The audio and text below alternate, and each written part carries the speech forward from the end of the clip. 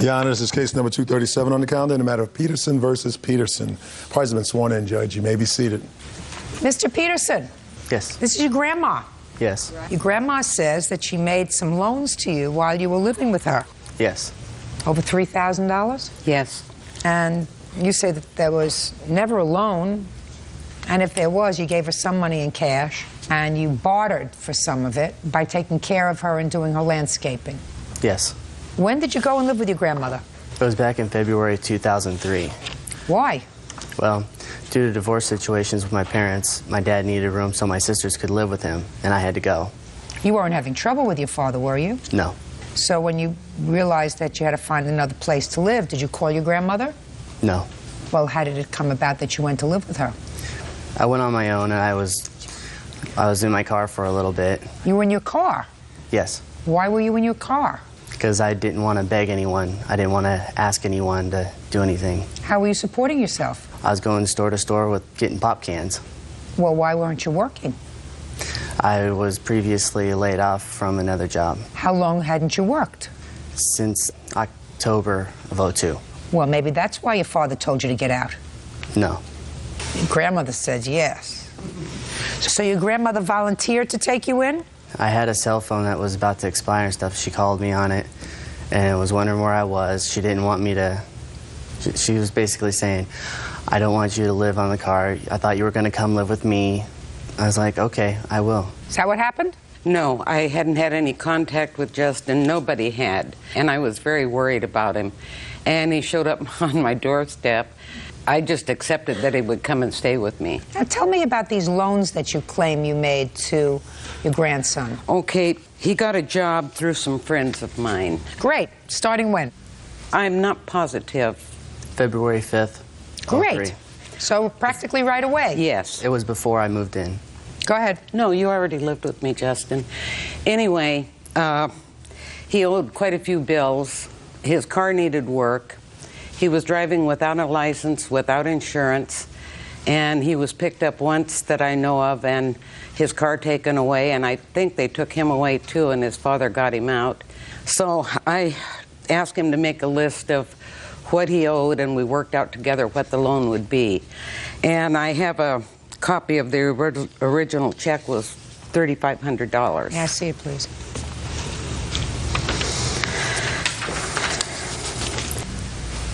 So he sat down and made a list of what all of his bills were. Yes, and we supposedly paid off everything he owed. So that was in July of 2003. You paid off all your debts. Yeah, that I knew of. Great. How much did you pay back? I started paying small increments. Work was starting to get unstable. There was one time where I had a layoff period of 6 weeks. And what did you do during that 6-week period? I used unemployment, but it was very little, and I was barely holding on to keeping the insurance that I had. How much rent were you paying to your grandmother? $200 a month. Is that right? Yes, however, the first 3 months, I didn't ask him to pay anything so he could save money to get an apartment. So how did you pay her back? For those first 3 months, all the money that I couldn't save, I was putting towards what was being collected upon me from collection agencies, Verizon, and other companies. And I was basically being swallowed and just trying to keep up. Well, that's why she gave you this $3,500 Yeah, to consolidate everything later. so you could pay it all off and then pay her back regularly in a smaller increment. How much did you pay her back? Well, I've got records here of what I have paid her. Can I see it, please? Yes. This is when I recently got employed, and like agreements we made verbally that I would pay what I can when I could, and at least the minimum. Well, you have down here $720. Yes. And I see that the payments didn't start here until May of 2004. Yeah. That was Why is that?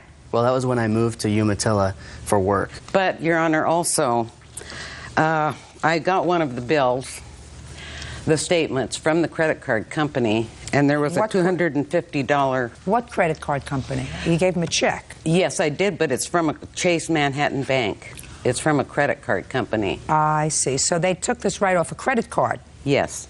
Go ahead. I got a $250 charge on the credit card, and he said that he had a bill that he had overlooked I had given him a signed check from the credit card company because they send you blank checks. So he said you would sign the check and gave it to him? Yes, he did. And Did you? no, I didn't.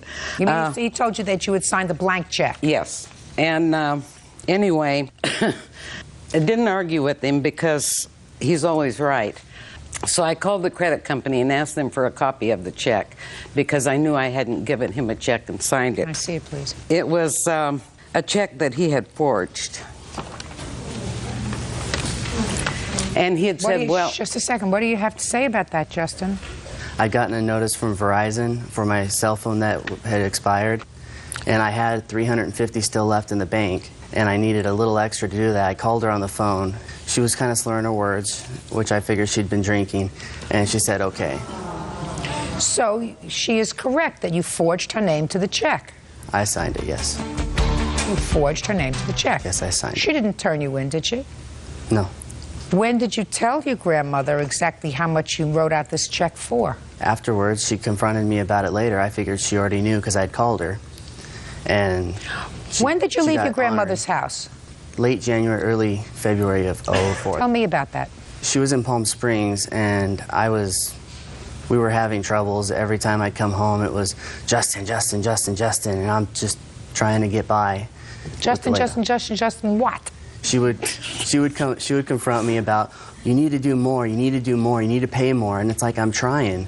And what we agreed upon was making at least the minimum as long as there wasn't a negative mark. Well, you hadn't paid anything, Justin. You showed me what you paid. You hadn't been paying anything. Not a minimum, not anything, for months.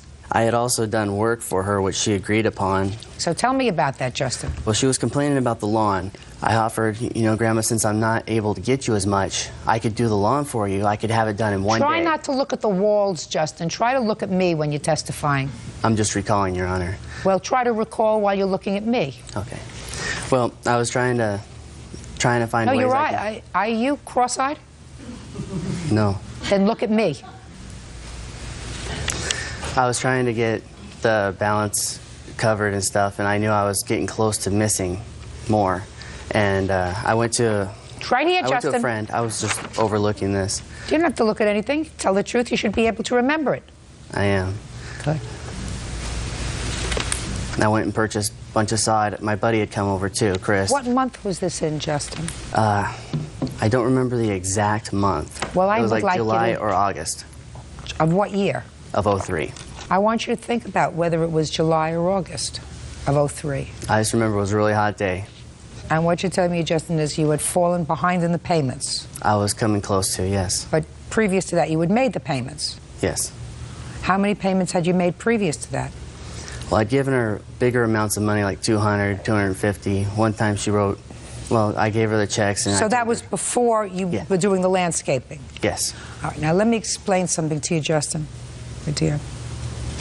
According to what you just said to me, and I want to make sure that I'm getting this right, Officer Byrd, Justin says that he did some work for his grandmother in order to pay off his debt to her. Some landscaping work in July or August of 2003. He said that previous to that, he had been up to date in his payments. That's what you said. Yes. That's what he said. My problem with that, Officer Byrd, could you just take a look at this check and tell me the date of the check of his grandmother's for $3,500? 7/10/2003. So what you're telling me, Justin, is before your grandmother gave you this check for $3,500 in mid-July of 2003, you started paying the credit card company back? Is that what you're telling me? I made a plural mistake, yes. You made a big mistake! Because you may be trying to get over on me that something's wrong with your grandmother's mind, but I got news for you. Nothing is wrong with mine, and certainly nothing is wrong with Officer Petrie Hawkins Byrd. So when somebody lends you money and someone extends themselves, puts money on a credit card so that you can have a clean slate, because that's what your grandmother did, you don't turn around and kick them in the behind by standing there and telling a whole bunch of lies. Do I make myself clear? Yes. Judgment for the plaintiff in the amount of $3,200. That's all. Get out. Parties are excused. You may step out. I'm I'm not mad at my grandson. I'm hoping this will help him to mature and be responsible for himself. I tried being good with my grandma. I did have problems. The world doesn't owe you a living. You've got to pay your way. Trying to look like a saint who got screwed. I hope that it helps him to mature and be responsible for himself. And now the next case. All parties in the matter of Perry versus Bartle. Step forward. Homemaker Lynn Perry is suing Travis and Michelle Bartle for the cost of vet bills. Lynn says Michelle's 12-year-old son, Matthew Fry, beat on her cat with a stick. Miss Perry, Mr. and Mrs. Bartle's son injured your cat with a stick. Yes. And you want them to pay the vet bills. And Mr. and Mrs. Bartle seem to say it was the cat's fault because the cat was out running loose and the cat should not have been running loose. That's your defense, is that right? Yes, ma'am. You, over here.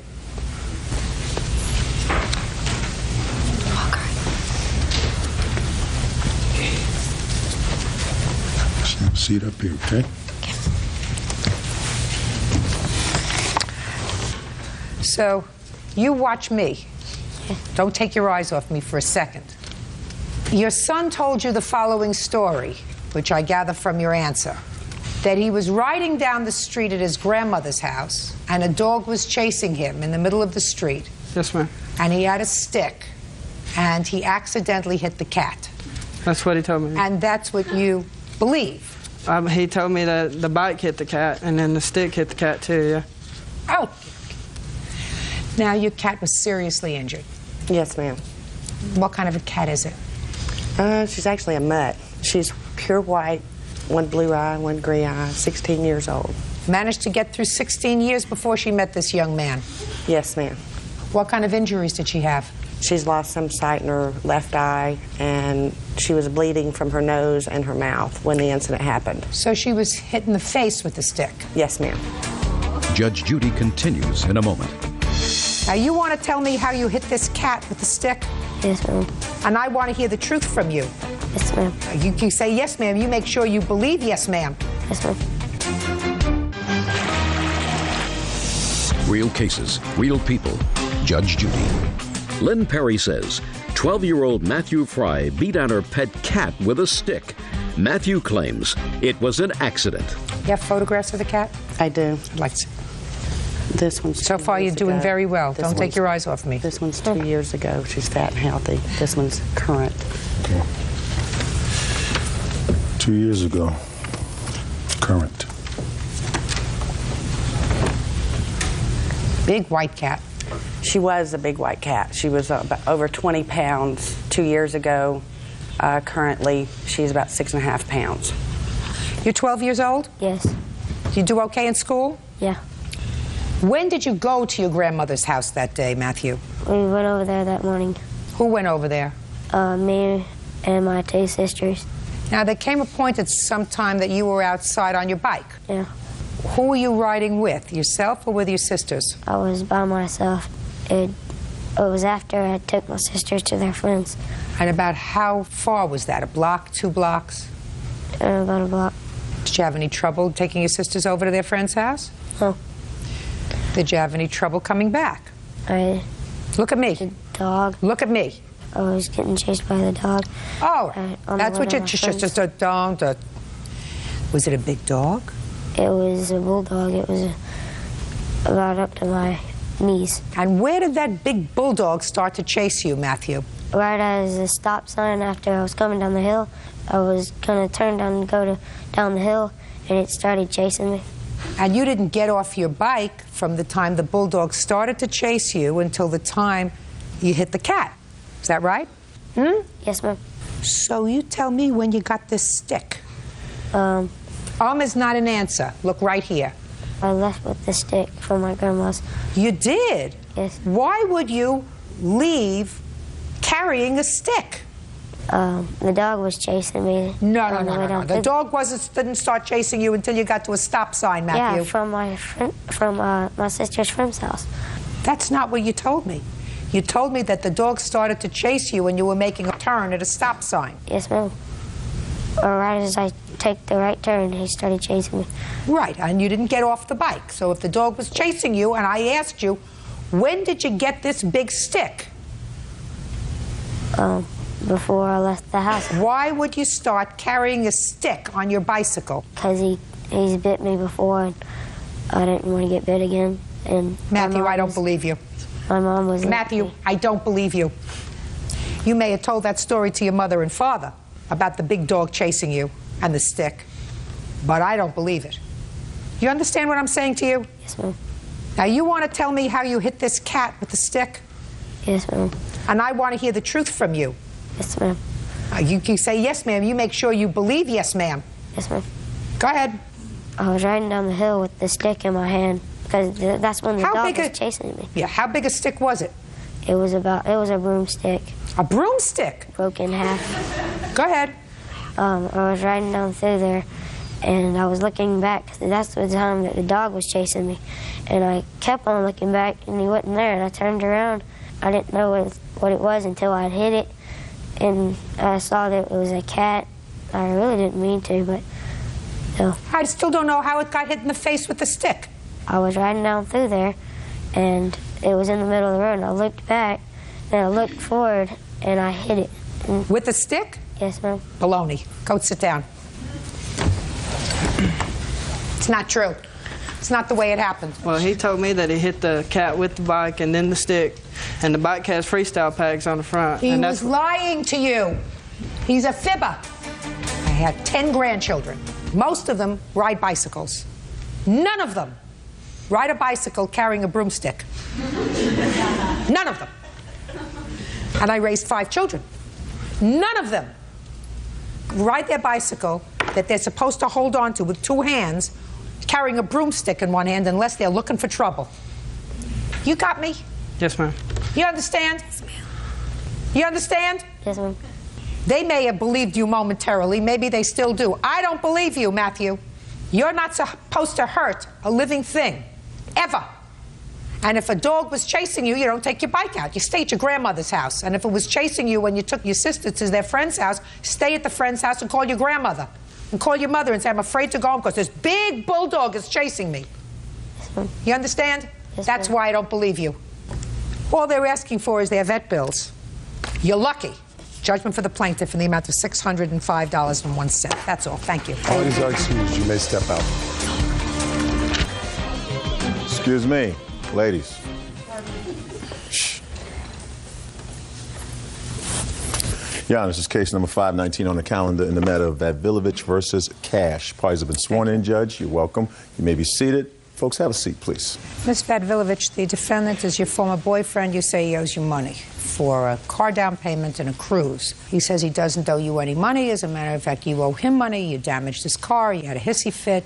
You had an accident with a car that he's being held liable for it. So after a very short relationship, each of you claimed the other owes them in excess of $5,000. So let's start with you. When did you first meet him, and when did you make the first loan? I first met Mr. Cash the end of January of 2004. And when did you make the first loan, and what was it for? The first loan was made at the end of February for down payment on his, I believe it's an 01 Chevrolet Corvette Z06. So you met him in January? Yes. February, you gave him money? Correct. That was pretty stupid. Yes, it was. Tell me about how that came about. We both had a mutual love of vehicles, of cars, and he had talked about his ultimate dream car was a yellow Corvette. And he called me one day and he said, oh my God, there's one at a dealership. It's a used car. It's a great deal, blah, blah, blah. And just was in a lather about it. And he wanted to borrow the money. And he convinced me that it was a good deal. He was in a panic that this car was going to go. He said somebody else was looking at the vehicle and he needed the money right away, and so on and so on. So I went down to the dealership and I wrote a check to the agency with the understanding that it was a loan. Just a second. Don't tell me what the understanding. You wrote a check for how much? $4,000. And what did Mr. Cash tell you with regard to repaying this money? He was supposed to... Now, what did he say? He said that he would pay it back eventually. We were in a relationship. He had me convinced that he was a good guy. Basically, what I found is that he was a predator. I found him, at that time, $4,000, and he says, "Listen to me," and he said to you, "I'll pay you back eventually." That was in February of 2004. Correct. Between February 2004 and July 2004, did he make any payments on the $4,000? No. So then, in July of 2004, tell me what you did. In July of 2004, we were at the auto club. He didn't have an auto club membership. He had just been canceled off of his ex-girlfriend's membership. And so at the time we were at the auto club, they were also had billboards about cruises.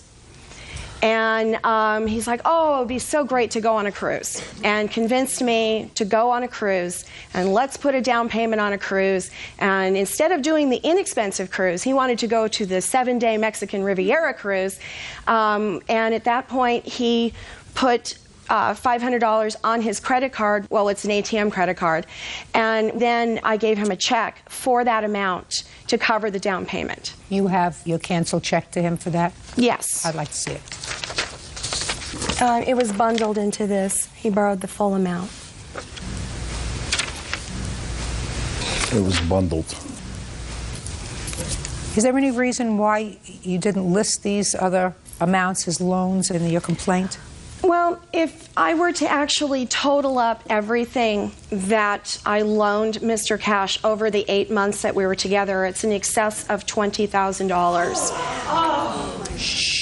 Do you have the checks to show? Yes. Just give me some examples, please. I paid his mortgage twice. Let's see, I paid for, the ones that are written to the DMV are actually for, he would convince me, oh, I left my checkbook at home when we went to the DMV, and he had to go and register all his vehicles. This is the check for the balance of the cruise that he deposited, and he proceeded to say that his mom was very, very ill. The very next day, he cancels the cruise, keeps the money, and buys an air conditioner for his friend's house because he's in a wannabe rock band. And to go no further. Okay. Mr. Cash. Yes, Your Honor. What was all this money for, sir? The money was basically, we agreed in approximately in February of 2004, I was going to purchase a Corvette. She actually offered to make the down payment for the Corvette for me to... I'm talking about all this money, sir. All the money in total? I'm talking about all this money. Sure, absolutely. Okay. Thousands and thousands and thousands of dollars. Basically, she bought a Mustang from me, a Ford Mustang, and then had me customize the Ford Mustang, because customizing cars is my hobby. Just a second. She bought a Ford Mustang when? On approximately March 19th of 04. March of 2004. Correct. At that time, you already owed her a considerable amount of money. No, Your Honor.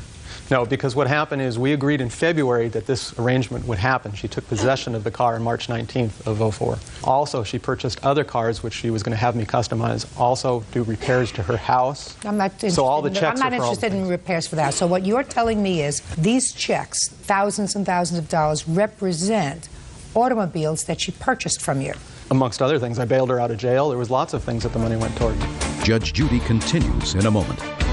I have an estimate for... Don't give me an estimate. I'm not interested in an estimate. Those are the What do you only- think, I'm stupid? Real cases, real people. Judge Judy. Ann Vadvilovich says ex-boyfriend David Cash owes for a loan to buy the car of his dreams and for a share of a cruise. Now, let's deal with the cars first. Sure. How much did she purchase the Mustang for, sir? She purchased the Mustang for approximately, at the time... No, look at me. I'm looking at you. I don't want to hear approximately. Okay. I want to hear, if you make a sale, because that's what you do, what amount did you sell her the Mustang for? I sold it for $12,000. $12,000. Plus a trade in the difference of the balance of what the car was actually worth, which was the difference in the checks. So in other words, the car was worth $17,000 at the time. I took $12,000 as one cash check, plus other checks to make up that balance. Those are the other checks that you are seeing, is for the difference. So the total was $17,000. When did you deliver the title to her? I'm not exactly sure of the date, but I... Give me the month and year, sir. Oh, I have the exact date. I'm sorry. Because she had an accident the same day. It was March 19th. It was the same day. That was March 19th that she took. Then I assume she had paid for the car. Not in full. How much did she owe? Probably about $4,000 still. And despite the fact that she owed approximately $4,000 on the car, Mr. Cash, you gave her the registration. And did you have a bill of sale? I had a bill of sale. I do have a copy of that. I'd like to see it. Sure. Excuse me if I may. Shh. Just a second. All right.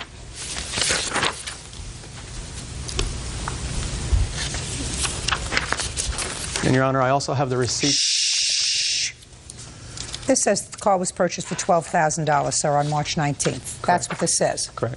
According to you, she paid off that amount. The only thing she didn't pay off as of March 19th was $4,000. That's what you say. That's what you just told me. Is that correct, sir? That is what I just told you, yes. And I assume you wouldn't tell that to me unless it was true. Is that right? That's correct. The difference I'm is speaking. The agreement. Sorry?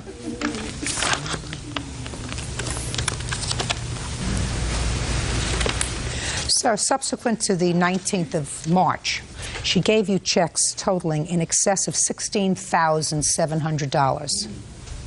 It's possible. I don't know. I don't know the amount of the check. Well, that's what I'm telling you. I've examined the endorsements on each of those checks, sir. And that doesn't even include the registration for some cars that she made out to DMV. I'm talking about just the checks made out to you and or cashed by you, made out to cash. That's almost $17,000, sir. So you want to explain that to me? And I don't want to hear anything about working around the house. Did you sell her any other property that you have a bill of sale for? Yeah, Show me. I did. Okay. Show me. What I have done for 2 cars, I have the receipts that I paid for the merchandise, for the carts that she bought for the Jeep, which was part of the arrangement. I also have receipts for the Ford Mustang, for all the customizing work and parts I bought, the shipping for the parts, many of those items on that. Good. Let's take the Mustang. I want you to go over all those bills, and I want you to give me an idea, Mr. Cash, of how much you spent on customizing this car for the plaintiff. I have one receipt right here for $1,664. $1,664. Good. Right. What's next? I have another receipt for $274.27. Go ahead. $136. Go ahead. And I have an estimate. Don't give me an estimate. I'm not interested in an estimate. Those are the What do only- you think, I'm stupid? Those are the only receipts that I have. Giving you the benefit of all doubt, sir, that's $2,000. What are we doing with the other $15,000, sir? Well, there. Well is not an answer. Yes, ma'am. Show me a bill of sale or bills. I have You kept some. receipts for the Jeep. Who owns the Jeep? She owns the Jeep. How much the bills on the Jeep? This one is $11.50. $11. Shh, please. This one is $534.97. Okay. This one's $45. Go ahead. $240.22. Go ahead. $45.52. Go ahead. $111.32. $27.04. $138.53. $100. $46.54. Go ahead. $117.98. $2.15. Go ahead. Those are the only receipts that I kept. So that I have. amounts to, and my quick math would, be looking at it, say it's another $1,500. On the Mustang, I'm giving you the benefit of every doubt, sir. We have $2,000, $3,500, $16,700 minus $3,500 equals $13,200. You have any other bills that you want to attribute to her other than work you did around the house, sir? The answer is either yes or no. We have items that the checks went for trips that we shared. No, I don't want to hear that. Okay. No. And I have a receipt for when I had bailed her out of jail on an arrest she had. Okay, good. How much did it cost you to bail her out, sir? It was $3,000. Equals $10,200. I also paid on my credit card kennel fees for when her. I'm not interested in that. But that was part I'm of the not money. interested in kennel fees. Now, from that $10,200, I'm also giving you the benefit of every doubt, sir. I'm taking off $4,000 that you say she still owed you on the car. Okay. Right? $6,200, giving you benefit of the doubt for every single thing that you say. So, what else? The rest was for the labor to get the things on the cars done, and for labor that I've done around the house for her, for repairing $2,000. Forget labor. That was She's our going to arrangement. tell me about labor. That was our agreement. And I had never asked for money. This was never a loan. These were just pay. I've never asked, give me money, I'm going to loan you something, or to pay. There was no arrangements, there was no terms.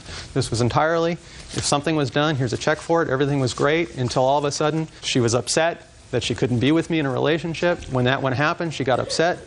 She started breaking into my house. I have police reports that attest to that. I have audio tape that attests to the problems that went on like that. And part of my suit is where she drove into my car in retaliation and damaged the car. Oh, That's the a major separate part issue. of your counterclaim is that she had an accident in the Mustang before you gave her title to the car. No, it was the day. She had the accident the day that she took possession of the car, Your Honor. That's one part of it. The other part was my vet. She actually drove into the back of the car on purpose in the driveway. No, I'm not talking about that yet, sir. Sure. I'm talking about your counterclaim is for $5,000. You say that she tried to get entrance to your house. That was $200, and it'll cost another $1,500 to fix your Corvette, but you're suing her for $5,000, and that is because you say she had an accident in the Mustang, and you're being held liable for that. That's correct. Didn't you have insurance on the Mustang? No, because I was not operating the car prior to giving her Well, possession. that's your of the car. problem, sir. Well, That is, listen to me. That's your problem. She can't get insurance. She had no insurable interest in the car until you turned over the title to her. So, what else? Let's see what else we have. The damage to the driving into my car. She broke into. Just a second. Did you damage his car? No. Tell me what happened to your car. What happened is that she came to my house wanting. It happened twice. The first time was on September 5th of 04. Where she forced her way into the home. She broke through a front window of the house to gain entrance. I was inside. She came to the door. I told her I wasn't interested in having her over. She broke through the window. So there was a repair to the window. I called 911, had the sheriffs respond to that. I believe I do have reports. What did she want at that time? Did she tell you? She was ranting and raving. What did she want, sir? What did she say to you? It was incoherent. I don't even know why she was there. What were you saying to him? I was telling him that the way he was treating me was unfair. I told him that I felt that it was very wrong of him to allow me to That's take not what his- you listen to me. What were you going over there to discuss with him? The fact that he was treating you shabbily? Shabbily, yes. Oh, okay. And for the record, I did not break into the house. Just a second. That's what she came over for. He didn't want to see you. You should have left.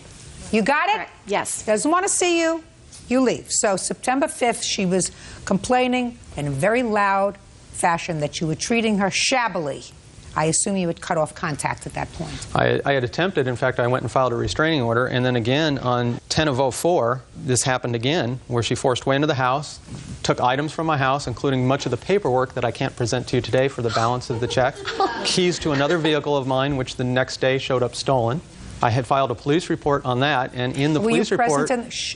Were you present in the house yes, when she I was. came in? I had actually barricaded myself in the house. Well, how did she, just a minute. Shh. How did she get in and take all this property She when you were forced there? her way through the front door. Okay. And go ahead, continue. So I actually called the sheriff. The sheriffs that came out, had a restraining order on file. She had left numerous messages on my answering machine, all after the restraining order, which I have in the police report on file as well, attesting to those things. Get to the damage to your Corvette, sir. The damage to the Corvette. What happened is she left the house when the sheriffs asked her to leave the house. On what day? This was on October of 04. Okay. And the sheriffs escorted her off the property. She drove back in her one of her cars, and my Corvette was parked in the driveway. And I was sitting out the window watching, and she drove into the back of the Corvette on purpose with her truck. Do you have a copy of the police report on that, sir? I believe I do. I'd like to see it. Okay. Actually, it doesn't list the Corvette in the report. Well, let me see it, sir. If you bought this yellow Corvette, which I assume is the car you're talking about, car of your dreams, car that you really wanted to have, It's just another car. and if this is the car that you say she caused in excess of $1,000 worth of damage to, you would have reported that to the police when they came out. I do. There's sir. another report. I don't have that report with me. There's so many police reports. The sheriff All told me right, they then, weren't even going to write. Sir, you show me reports where you say she called you when she came to your house and spoke to your roommate, Mr. Martinez, that she said she had to see you. But if somebody caused physical damage to my car... That's just one. I have another car in the driveway that she keyed alongside. I had one truck that she's stolen. Anything she could do to be vindictive to me. Did she ever ask you for this money that she says you owed her? No. No, not until at the end. This is the first time she's asked you for the money? Actually, that is not correct. At the end, she told me that when I wouldn't get back together with her, that I'm going to take you to court, that I'm going to get this money out of you.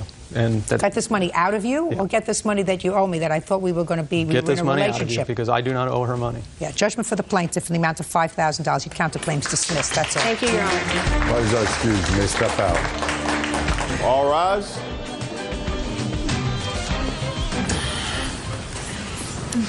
Yeah, this is case number 554 on the calendar in the matter of Suplee versus Starr. Parties have been sworn in. You may be seated. Gentlemen, have a seat, please. Mrs. Suplee, the defendant used to be your son's girlfriend. Yes. Son? Yes. And she lived in your home for a while, according to what I read in your complaint, or stayed there? Yes. And she also had a drug problem. You didn't know that, I assume, at the time. I was not aware of that. Your complaint alleges that over a period of time, the defendant stole items from your home and pawned them. That's correct. You managed to get some of the things back. That's correct. 2 items you did not, a bracelet and a video camera. That's you want her to correct. pay for those things. Ms. Starr says that she took care of everything she stole. She got it back for you. She doesn't know anything about this bracelet or the video camera. That's your defense. That's right. What kind of drugs were you addicted to, Ms. Starr? Prescription Xanax. But you were getting it from means other than being prescribed by a doctor. Right. I was getting it through a friend. How long had you been addicted to Xanax? It had been going on for about 3 months. When were you staying at the Suplee home? It was around last year. When was she staying at your home? July and August. How did you discover the missing items? Well, I had had minor surgery on the 2nd of September. I did not wear my jewelry that week. So the week after that, I believe it was the 13th, is when I went into my jewelry box to get these 2 rings to wear, and they weren't there. And I got very upset, and I went and woke my son up and my husband up and told them that I could not be late for work. I asked them to see them, please? To look around to see if they could locate them, and I left for work. This was the 2nd week in September? Yes. When I got to work, my husband called me and said that him and my son had found some pawn tickets in Courtney's purse. Courtney was in jail at the time. She had been arrested that weekend for a DUI. And so they went through her purse and found these pawn tickets in her purse where she had used a false ID and signed a false name on these pawn tickets, and she had taken my rings and a bunch of my other jewelry, which I didn't realize until I talked to my husband. When I called him, it dawned on me that my diamond bracelet and my opal and sapphire ring and my Guan peso earrings were not in there, so I asked him to check in my jewelry box and see if those were there as well, and he looked and he said they were not there. And when he went to the pawn shop and asked them about the ring, they just kind of looked at each other like they knew what he was talking about, but they weren't going to say anything. You're Mr. Suplee. Yes, ma'am. Tell me what happened when you went to the pawn shop. The first couple I went to didn't really tell me much because in Texas you can't really discuss a pawned item. So I went to the third one, and this is the one where they kind of looked at each other, and I asked to speak to the manager, and he came out from the back, and apparently on this particular item, the large diamond ring, she didn't pawn it, she sold it. How much did she sell it for? $35. How many items in total did you ultimately get back from the pawn shops? I don't know the total number that we got back. I know that we got back everything but 2. And you got them back because her grandmother intervened, is that right? That's correct. You contacted her grandmother? Well, actually, I called her mother, and I told her mother that we were going to file charges against her for taking these items, and her mother said that she had kicked her out of the house and to do whatever we had to do. So we went down the next day and filed a police report, and I do have the police report here. May I see it? Go ahead. So then her grandmother called me at work and asked me what was going on, and I told her basically that Courtney had stolen some jewelry from our home and that I wanted the jewelry back, and that we had filed a police report against her, and if we didn't get the jewelry back that we were going to prosecute her. So she called and talked to him. What did she say? She said she had discussed it with Courtney's mother and Courtney, and that she was going to go ahead and help Courtney out and apparently loan her some money. Good. That's how you got the stuff back. Yes, ma'am. What didn't you get back? We did not get back my gold peso bracelet and a video camera. Is that a Sony video camera? No, this is not a Sony video camera. It's a Sharp. Did you get back a Sony video camera? No, that was not ours. She's pawned. Where did you get the Sony video camera? Sony video camera? Yeah, that you pawned. I didn't know that there was a Sony video camera.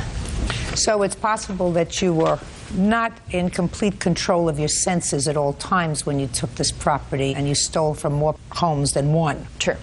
All right. You weren't missing binoculars, were you? Well, not that I know of, but these were the rest of my jewelry that she pawned that we got back. I'll take a in look addition to the rings.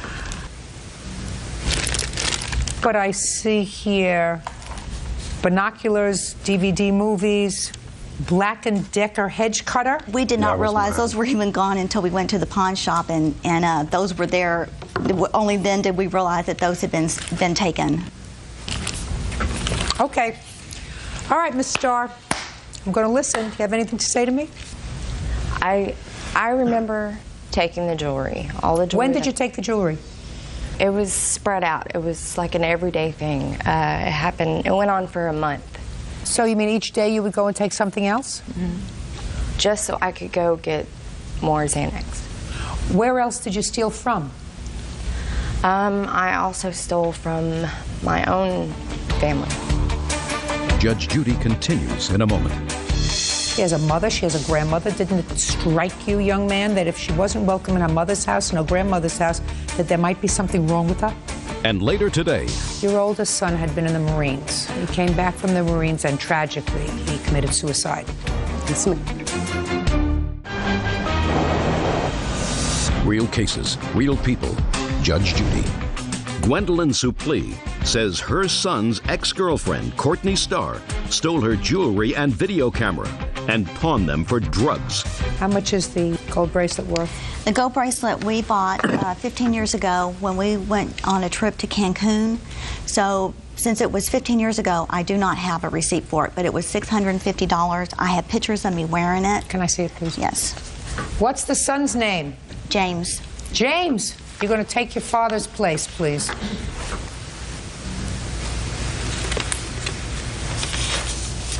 James, you have a drug problem? No. Did you? No. Did you know that Miss Starr had a drug problem? Well, I did in time. So we realized this was going on, and I realized that it was a problem. I'm talking about before that. No. Before the jewelry episode. No. Had no clue? Mm-mm. Really? Yeah. How long had you been together? Oh, about 6 months. Why did you invite her to your house? Well, things were going pretty good, and after she started staying and spending a lot of time with me, she had lost her job, and she just kind of fell off the edge, and stuff started going downhill. I don't know what that means. She lost her job. We started having problems. She didn't have any money, and that's when I realized that something funny was going on. That's when I decided to check her purse for the pawn tickets, right after my mom realized that the jewelry was missing. That doesn't answer my question, James.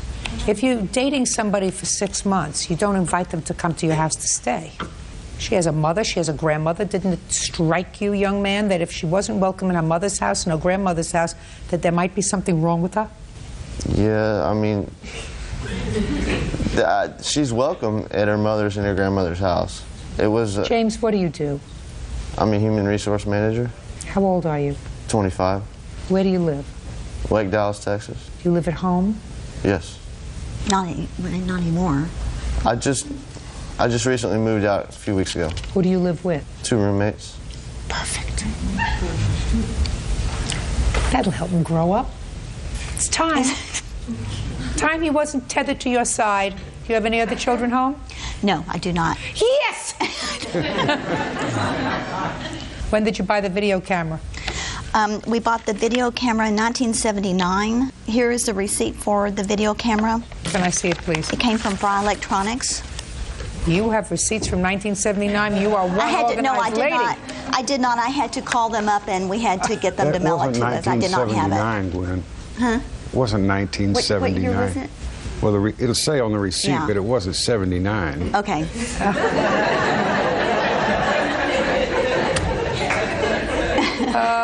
$382, is that it? Yes, ma'am. All right, so let's go back. $1,060. I hope that that completes the debt. I hope that you didn't take any property from anybody else. You're off the stuff? Mm-hmm. Working? Mm-hmm. Where? I am a photo tech at Walmart. Okay, fine. Where are you living? My parents. Getting along all right? Yes, I've cleaned up a lot. How old are you? I'm 20. Well, so you have another 60 years to go. So you have 60 years to do it right. First couple of years weren't so hot. Make sure the last 60 are better. Right. Good. Judgment for the plaintiff for the amount of $1,060. Thank you. Thank you. Parties are excused. You may step out. I've just had a rough life. I guess it's because of my childhood. It hurt. It hurt a lot. I've learned to shape my life up, quit doing drugs. We don't hate her. We don't like what she did, but we don't hate her. I knew I needed to change. I tried to have some understanding for the fact that there was drugs involved and maybe she wasn't in her right mind. But at the same time, you make your own bed. And now the next case. All parties in the matter of Daniels versus Sizemore. Step forward, please. Homemaker Tammy Daniels is suing her ex-husband, factory worker George Sizemore, for his share of their son's funeral expenses. George says Tammy didn't consult him regarding the arrangements. Miss Daniels, the defendant is your former husband. You have 2 children together, or had 2 children together? Yes, ma'am. Your oldest son had been in the Marines. Yes, ma'am. Where was he stationed? He was in Paris Island, and then he went to Camp Lejeune, South Carolina. He came back from the Marines, and tragically, he committed suicide. Yes, when ma'am. was that? It was in Louisville, Kentucky.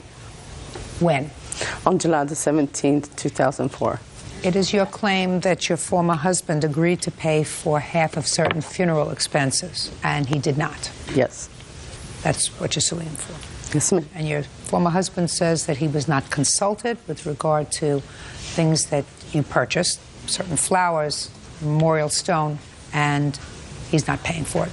Yes, sir, ma'am. Okay. When did you make the arrangement, Mrs. Daniels, with Mr. Sizemore to pay certain of the funeral expenses? My son died on July the 17th. My ex-husband come to my house. That was on a Saturday. My ex-husband come to my house on a Sunday with my husband and my son, and my sister and a few of my other family members was there, and we discussed the flowers. He helped pick out the flowers. We had a meeting Saturday when I found out my son died. We had to go to Grayson's funeral home, and we had to pick out the funeral service, the casket, and everything. It totaled up that day to be, just for the funeral service, $5,998.70. What was the discussion about the flowers? He agreed to pay half of them that That's what I Friday. want to know. He agreed to pay for half. Yes, ma'am. And how much were the flowers? The flowers was $225. And what else did he agree to pay for? He agreed to pay half of the gravesite. How much was the gravesite? $400. Who paid for that? Me and my husband. What else did he agree to pay for half of? He agreed to pay half for the headstone. Who picked out the headstone? My sons.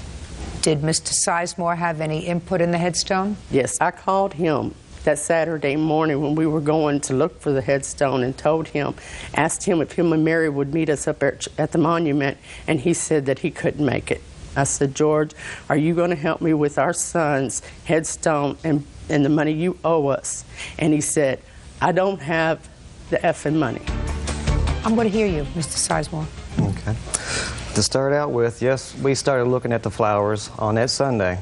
You know, Okay. I did agree to pay half of the flowers for the flowers. As far as the gravesite went, yes, the funeral director did say it was going to be an additional $400. And I said that was fine with me. You know, it started out, I'd wanted him buried. Just a second. So you agreed to pay for half the gravesite? Yes, ma'am, I did. Yes, I did. All right, fine.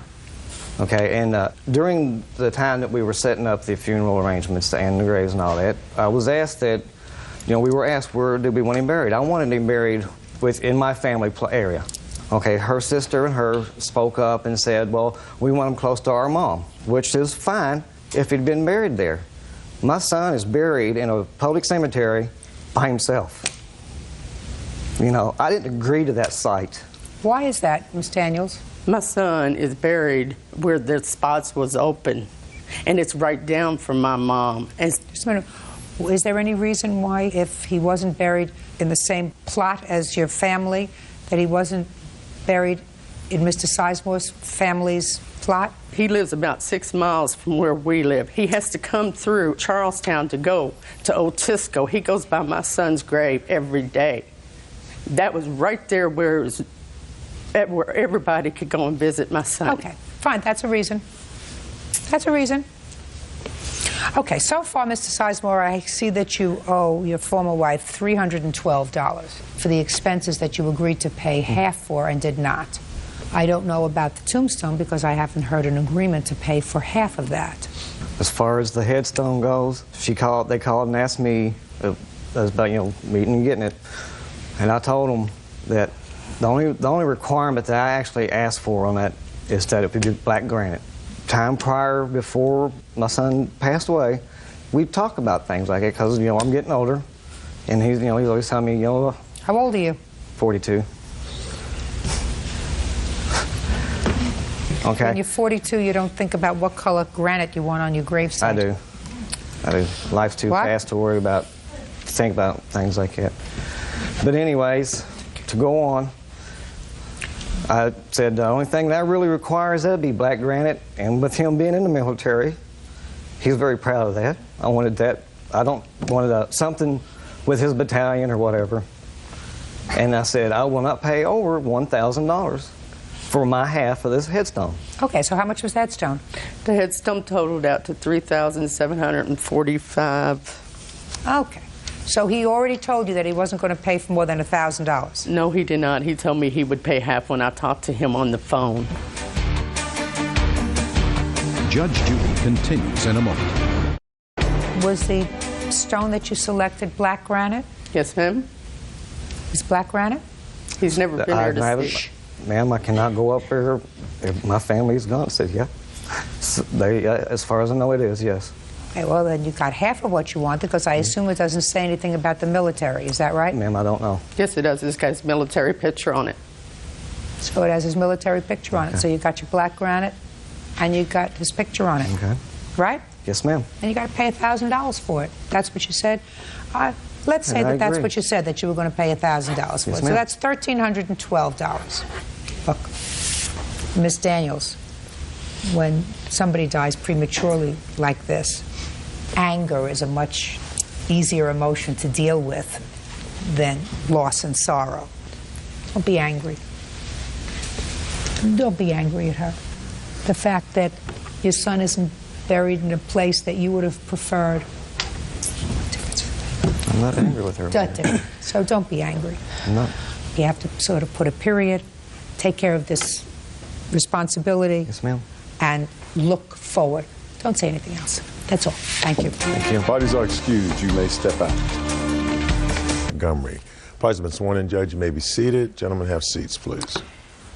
Ms. Yoakum, you and the defendant had a relationship which is no longer, and it is your claim that Mr. Montgomery owes you for half a trip that you took together to California. And in addition, there is still a remaining balance that he owes you on some bail money that you wired for him, which allowed his get-out-of-jail almost free card. Mr. Montgomery says that the trip to California that you took was a gift, and that while he does acknowledge that you posted bail for him at one point, he says he's paid you the entire $500 back. Is that right, sir? Yes, Your Honor. Okay. So, tell me about this trip to California. When did you take it, and what were the circumstances?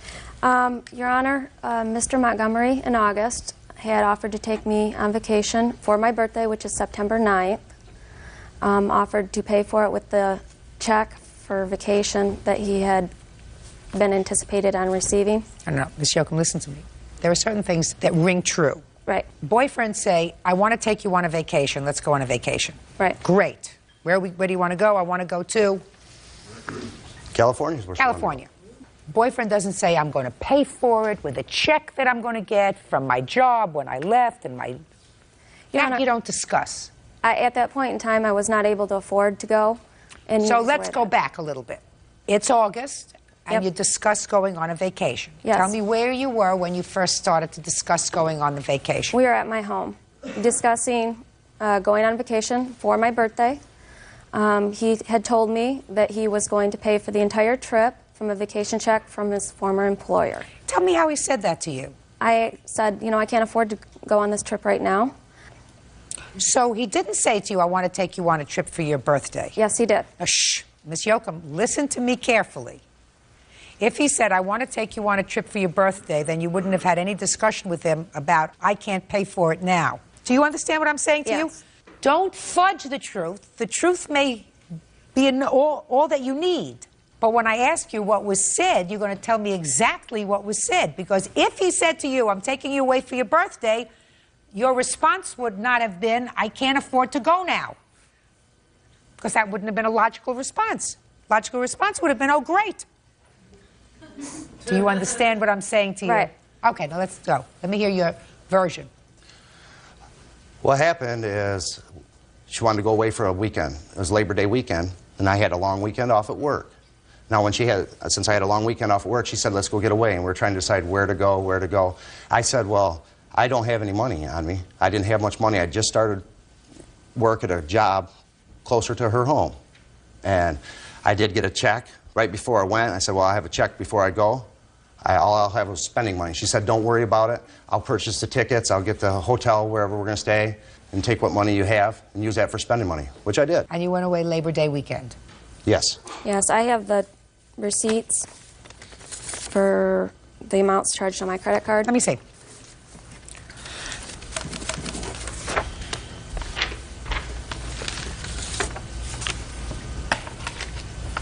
What's Tiffany & Company? Jewelry store. I know what it is. What'd you buy there? I bought a necklace. For who? Me. Well, why is that here? I just highlighted everything because he had told me he was taking me and he would pay for everything. No, dear. You don't get it. The only thing I don't see here really is restaurants. Only one restaurant. We took a large sum of money. I withdrew over $500. He had the $400 from his check, and then an additional $200 that I withdrew from my ATM. Okay, just a minute. So he had $400 that he took with him? Yes. That he spent? And I also have money that I took. I didn't feel that he should pay for, you know, if I wanted any, like, souvenirs. Necklaces. Shh. Okay. Mr. Montgomery, when you came back from this vacation, were you working, sir? Yes. What kind of job were you working at? I was at a car dealership. So why didn't you start paying her for at least part of this trip, your airline tickets and the rental car? Every paycheck I got, I gave her $300 here, $400 there. I gave her plenty of money. Were you living together? Yes, we were. How long did you live together? 5 months. Oh, is that right? 5 months. August 5th. I do have a record of every time. Just tell me how long you lived together. August 5th. To when? Or, I'm sorry, about August 5th to December 5th. Okay. And he would give you money every month? Or every week from his paycheck? He gave me a little bit here and there. I have wrote down every amount that he's ever given me. Let me see it. Bert. And I gave it to him when... Let me see it. What, I missed something. I missed something. Oh, yes. What did I miss? What did he say? A couple of months free, but like that? What did he do? No, I really want to know. Okay. It was 5, but I forgot. I only got 4 fingers on his hand. Right. So.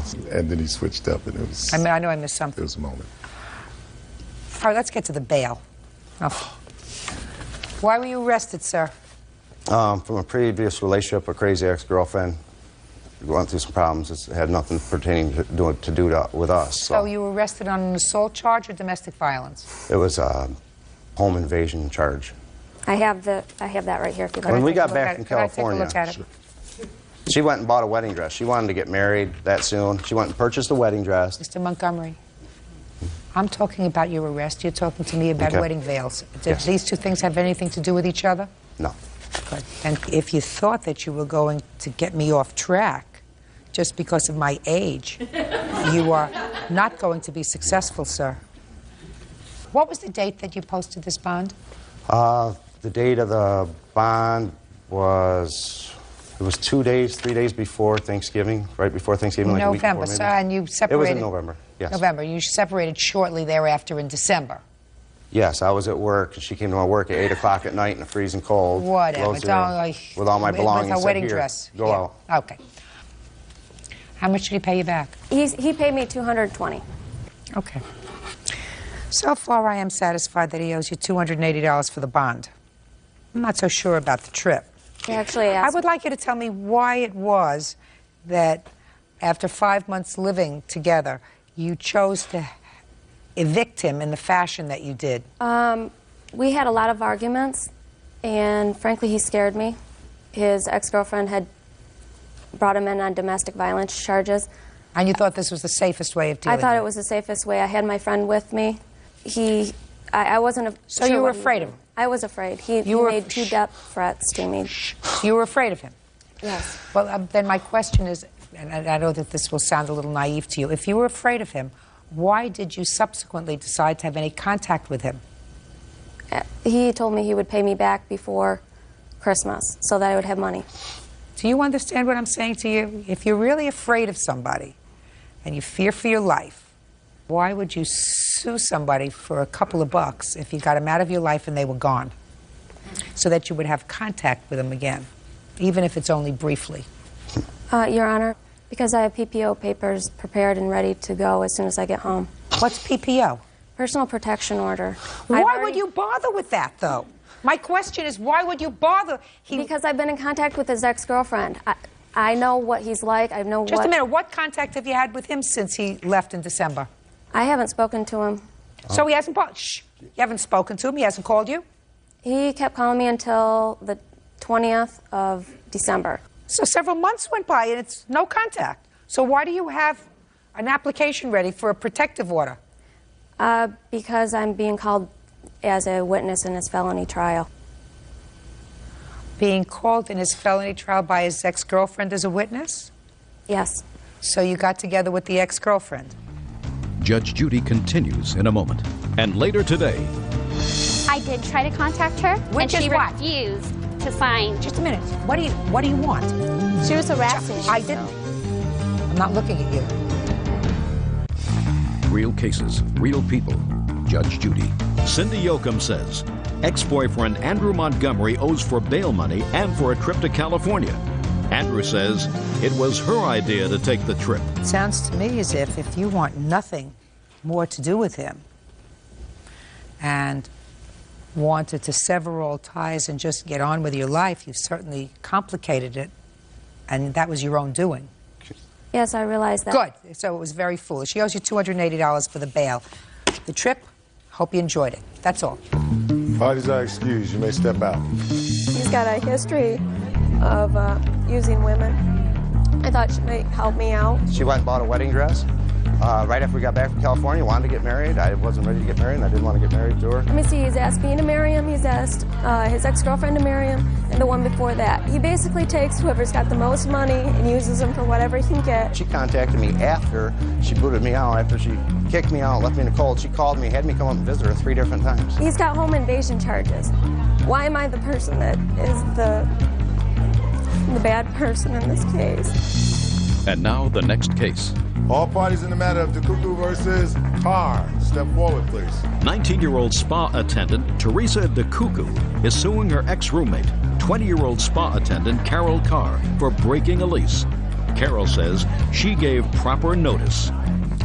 According to your complaint, Mr. Cuckoo, you and the defendant leased an apartment together. You've been friends for a long time. You thought it would work out. After a couple of months, the defendant moved out. That's correct, Your Honor. And you want her to be responsible for her half of the rent for the remainder of the lease so that it doesn't destroy your credit. That's correct.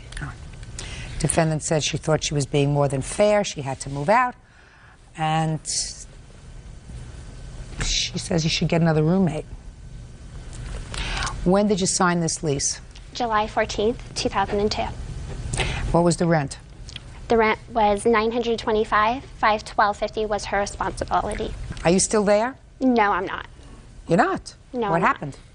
I moved back in with my mother. When? At the end of October. Did they re-rent the apartment? I am not sure, Your Honor. Well, have you gotten any notifications from the landlord with regard to rent that the landlord Yes, claims I you do. owe? Let me see.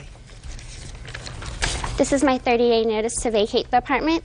I'm talking about after you left. After I left, Because according to the defendant paid the rent, gave you a check for rent for September. She moved out September 1st, but she gave you her share of September's rent. Is that correct? Yes. And you don't dispute that, is that right? No, I don't. Okay. And you moved out the end of October. So Yes. we have October's rent. Right. Right? Which, based upon what you tell me, is $512.50 would be her share of October's rent up until the time you moved out, and you're suing her for $2,800. That's correct, Your Honor. Okay, so you're going to have to explain that to me. Yes. Right. These are the payments I made, and because it's for the lease break and everything. That's right when I moved out. That was the payment agreement from the landlord.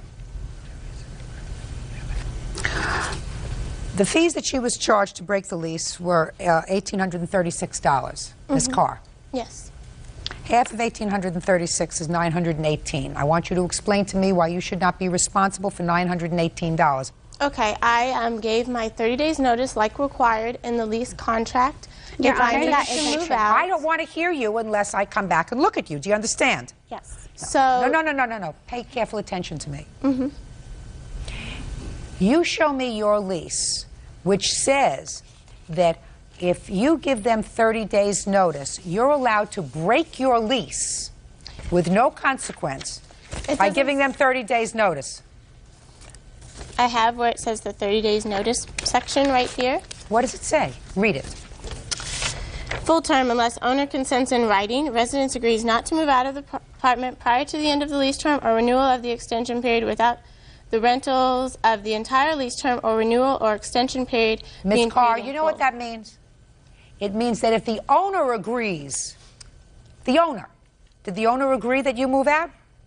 I gave them my written notice. They didn't argue with me. Ms. Carr, you don't get it. A lease means that if you pay your rent and are a good tenant, the landlord can't throw you out for 12 months. And it means that you are responsible for the rent for 12 months. Just if you decide in the middle of the lease that you don't want to live there anymore, you just can't give them 30 days notice and move out.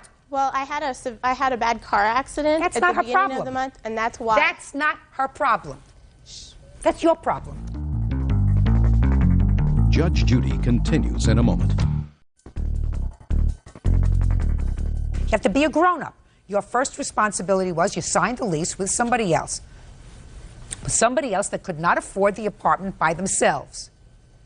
So if it's a toss-up between you putting money towards a new car and moving back with your parents so that you can pay for the car and living up to your pre-existing responsibility, you have to live up to your pre-existing responsibility. That's a grown-up. You do, however, have to accept your part of the responsibility, which is you had a roommate. It didn't work out. She moved out for whatever reason. You couldn't live there by yourself. It's a very good lesson. You don't take an apartment with a roommate for more rent than you can pay by yourself. The whole thing. Because otherwise you have to move out and you have these fees. She's not going to pay the whole fee, only half. Do you understand? I actually have other expenses that has incurred while she was there. Like what? I have a copy of a couple utility bills that she refused to pay for. Can I say a comment about that? Actually, I paid half of the cable and the power. She never gave me a copy of the phone bill. Claimed I could get it at Sprint.com, but without any account number, I can't access it. Is this a phone bill? It's a phone bill and a power bill, Your Honor. Is this 10346? Yes, Your Honor. Well, is that for September? That's for 3 months total. Up through September 25th? Yes. Sprint bill, power bill was $38.75, and that was date due next meter reading October 16th, so that was through September. No. She's not responsible for the power bill. $969. Ladies, it's too bad your friendship is over. Your Honor, I have one more thing. Which is?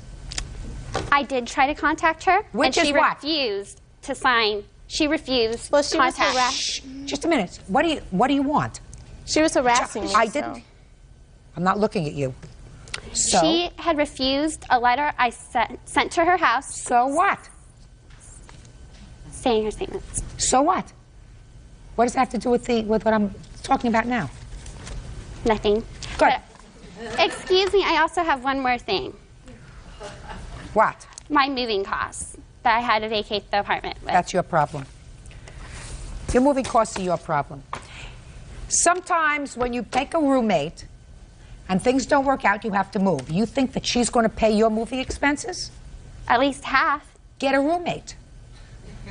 I said you don't have to. You shouldn't be forced to get a roommate if you don't want to, but because you chose not to get another roommate or try to get another roommate and chose to move out, you incurred certain expenses. She's responsible for half of your break lease expenses because she did in fact break the lease. So did you. $969 is what she owes you. That's all. Step out. Parties are excused. Parties have been sworn in, Judge. You may be seated. Ladies, have seats, please. Mr. Ladd, according to what I've read, sir, you went into a tavern and you had half a dozen beers, maybe 4 or 5, ordered a large pizza to go, and as you were exiting the tavern, there was some sort of an altercation with the defendant. Then you claim outside he assaulted you seriously. Is that right? That's correct. His ultimate defense is there was some sort of a verbal altercation. You bet him $20 that you could whip his butt, and you did. That's your defense. So that it was a fair fight outside. That's your defense. It was a that you won the bet. No, I haven't been paid. That was cute, Mr. Lindquist. We'll see. All right, Mr. Ladd, had you ever seen this gentleman before? Just as a patron of the bar, What time did you arrive at the bar? approximately 7 o'clock, And what time did this assault take place? 9:30. So you were there for about 2.5 hours. That's correct. So what happened when they give you your pizza, you pay your tab, and you start to walk out? Well, it's very busy as I'm going through the crowd. Supposedly, I bumped in to his girlfriend, which was sitting on a bar stool in the aisleway to go out the door. Supposedly, Mr. Lindquist confronted me about... Not supposedly. Listen, stop with the supposedly. You tell me what you remember of that evening. I remember Did you, Mr. did you Lindquist remember confronting poking me. her with the box, with the pizza box? I don't recall that because it was so busy. I probably bumped several people basically going through the crowd. Okay. There was a small aisleway to walk through. What did he say to you? I can't recall his exact words, but he confronted me about poking his girlfriend with the pizza box. He threatened me with ripping my throat out. That's a threat. Go ahead. At that point there, I exchanged words of the mouth, so I told him to back off, and there was some adjectives that were basically said. By you? Yes. Okay. And did you continue to leave? At that point, yes, I did. He hadn't put his hands on you at that point? No. You walk out the front door. How far did you get? Was there a parking lot outside? I was parked on the far end. This is a strip mall. And were you at your car when this assault took place? No, I was walking down the sidewalk. And tell me what you recall. What I recall is being hit in the back of the head, very hard. I thought it was a beer bottle. I have a medical report. Then what happened? I'll look at all your reports in a minute. I was on the ground. The defendant was on top of me. He struck me several times in the side of the head. I put my hands up, tried to defend myself. That's when the individual basically bit on to my right finger. As the individual was biting me with the pain and the shock and everything else, I was grabbing his face, trying to make him to stop. But you were on the ground? That is correct, with him Go on ahead. top of me. Go ahead. At that point, somebody, if I recall, yelled that the police are coming. The individual let go of my finger at that point and struck me several other times in the side of the head again and got up and ran into the bar. What happened when the police arrived? Because this was a bar brawl, from what they call it, they stated if I wanted to press charges on the incident. At first, I said, yes, I do. The individual, which was the officer, explained to me that because there was no witnesses and this was mutual combatant and their part of what they considered. Why, had they interviewed the defendant? Well, there was another police officer inside the restaurant interviewing him. Okay, go ahead. They stated that they would have to put us in detox for 72 hours. Because you were drunk? I was not drunk at the time.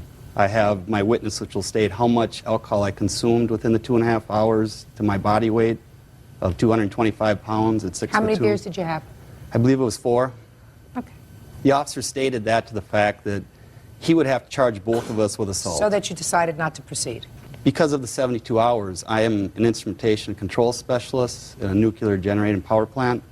I was scheduled to run certain tests. I could not afford not to be there. So you decided not to press That charge? is correct. Okay. Can I see your medical reports, please? Sure. When did you go to the hospital? My sister-in-law picked me up that night. These are my medical records. Would you like the expenses also now? Not yet.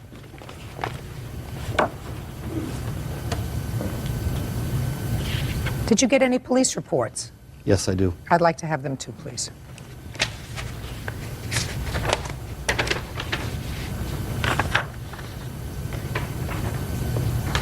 Thank you, Bert.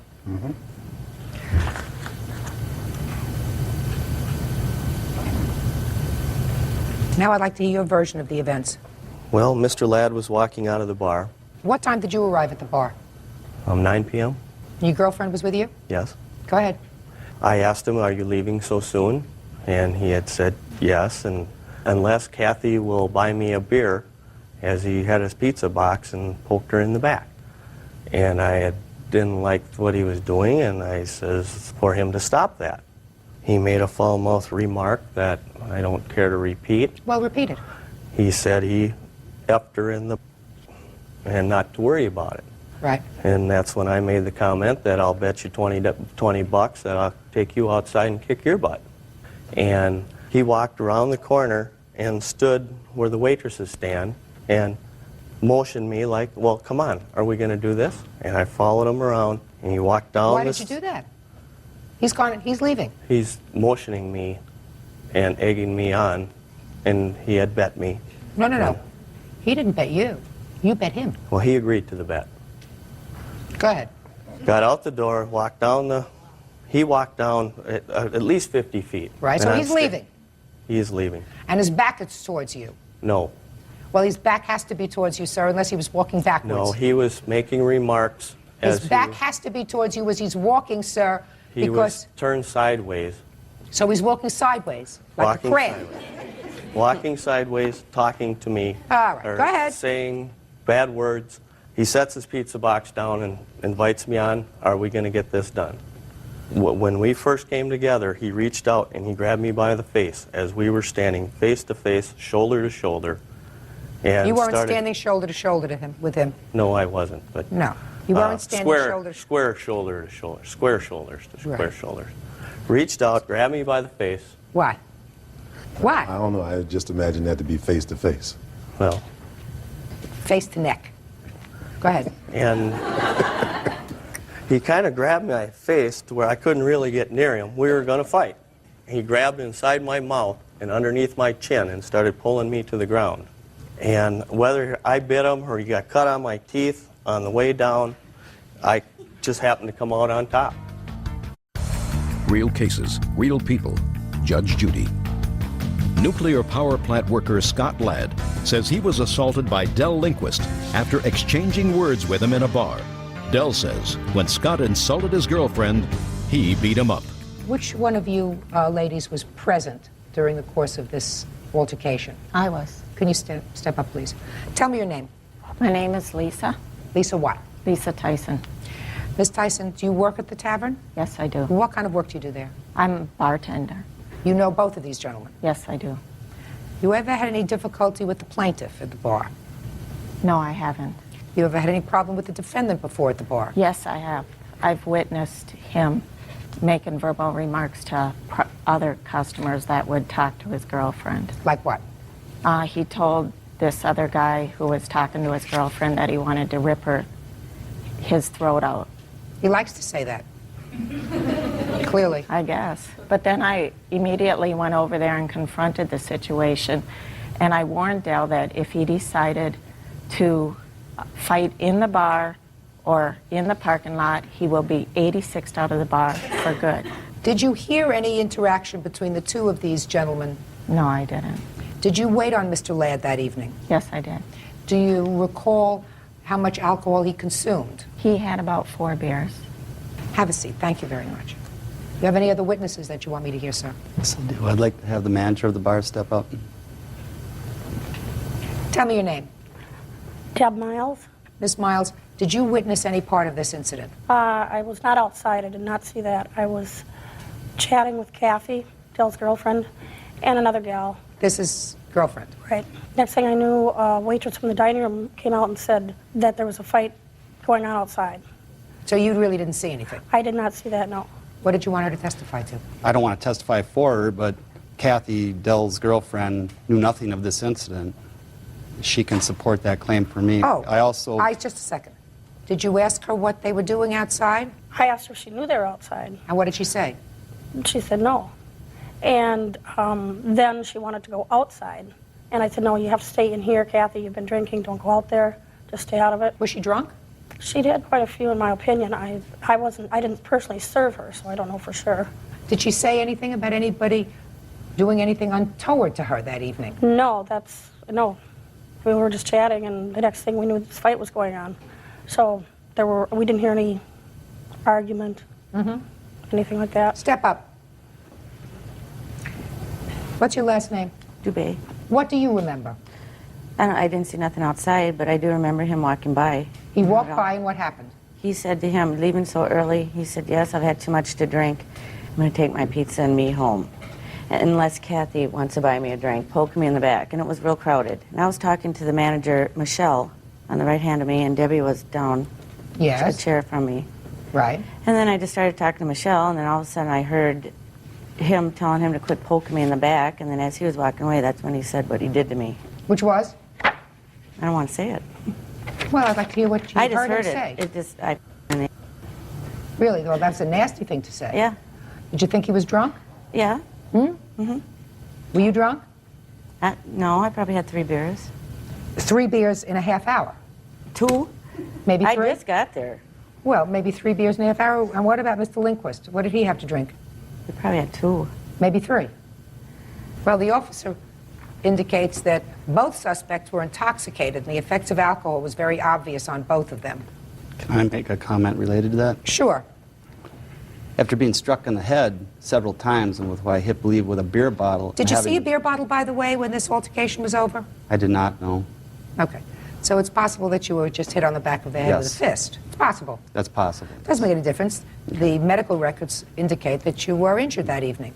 I don't want to interrupt you, but with the injury I sustained in my finger, and the shock and the trauma and everything that was going on, if the officer smelled alcohol on my breath, was establishing 4 beers over a 2.5-hour period. It doesn't make any difference, sir. I have to believe, Mr. Ladd, that the defendant, without provocation, assaulted you, and without provocation, rendered you, because of your larger stature, rendered you sort of in a position where he could, in fact, assault you, which was somehow getting you to the ground, because you are a larger stature than he is, and that would be smart.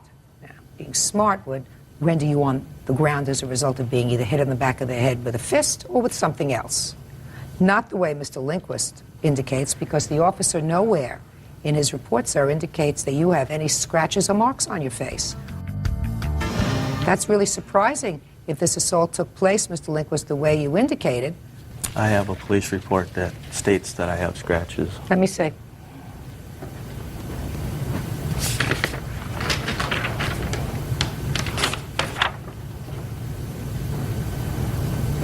Suspect 1 had minor scratches or scrapes on his face. Suspect 2 possessed open wounds on his fingers and a slight laceration to his forehead. Mr. Lindquist, did you ever hear the expression when you were growing up, sticks and stones will break my bones, but names will never hurt me? Yes, Your Honor. And you've had trouble with people talking to your girlfriend before in the bar, according to the bar people? Yes, Your Honor. So this isn't an unusual occurrence to you. If you don't want people to talk to your girlfriend, sir, keep her in your apartment.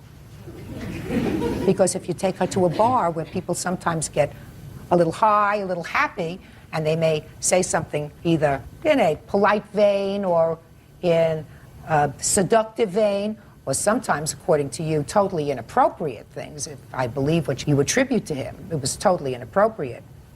But the reaction, especially if you know or believe that someone is intoxicated, you believed he was intoxicated, right, Kathy? Mm-hmm. Huh? Yes. Then you just let it rest. Then I have to believe that he egged you on. Well, I don't believe that at all. I believe that the guy's taking his pizza and he's going home. He's out of there. You decided to follow him outside, which you did. And I believe that in order to get him in a vulnerable position, you hit him from behind.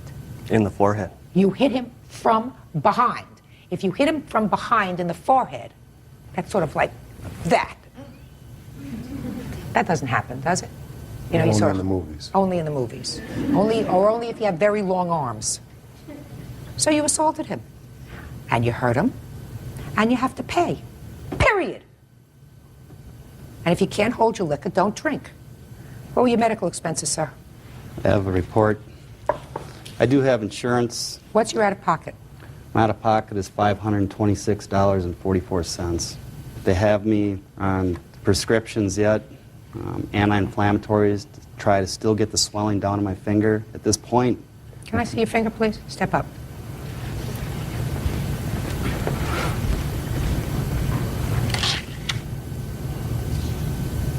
You still have no feeling in the finger? This finger is totally numb to light touch. The medical report... Step back. I'm sorry. May I add something, Your Honor? Just a minute, he's not finished yet. Then you can add whatever you like. Okay. You still have no feeling in the tips of your finger. That's correct. I have lost the movement of to totally squeeze my fingers all together.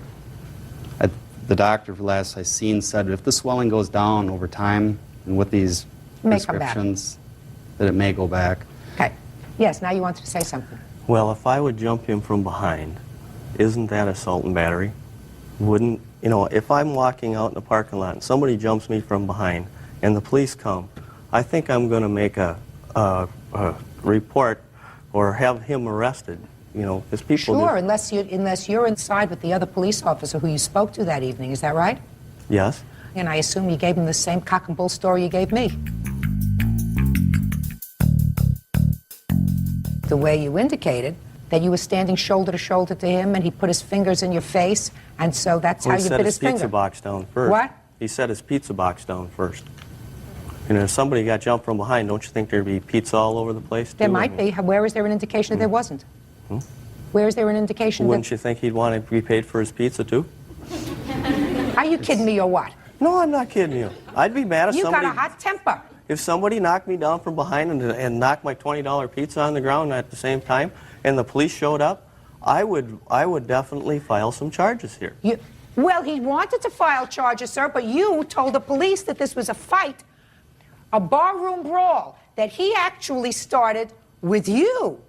He actually put his hands on you first. That's what you told me. That is That you correct. turned around, shoulder to shoulder, after you followed him out of the bar, and he took his hand and put it in your face, and probably as a result of the heavy pushing, he fell on top of you, and that's how he ended up on the ground, and probably on the weight of you both going down and his finger in your mouth, that's how his finger got lacerated, requiring medical treatment and stitches. That's what you told me.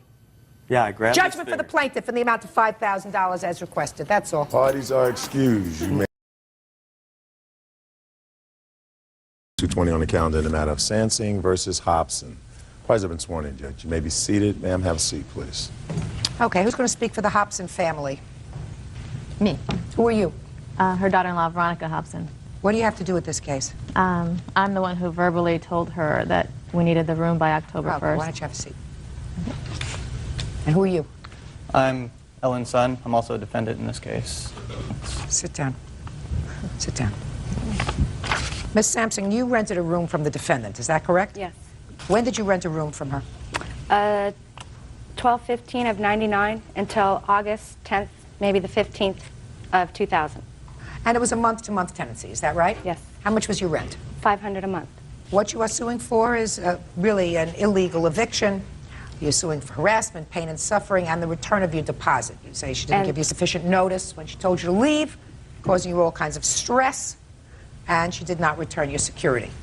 Also, the overpayment also for the month of August. I felt that I was forced to move before the end of the August, so I'm also asking for that too. The prorated amount from the 15th of August to the end.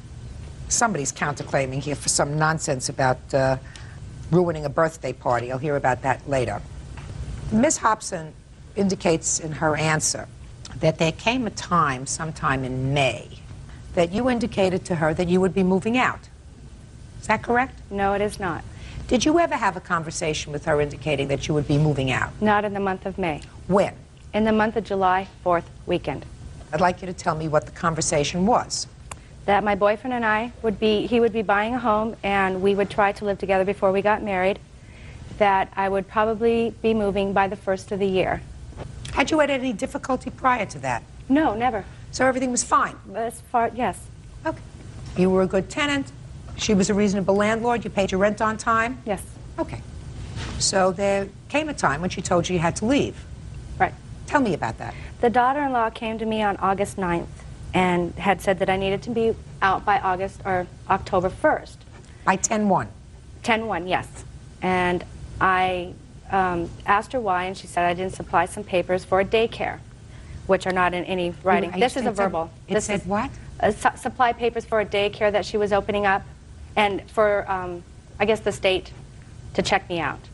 So I asked her, okay, well, you know, whatever the reason is, I just would like it in writing. She thought that I was having an attitude because I asked for me to leave in writing.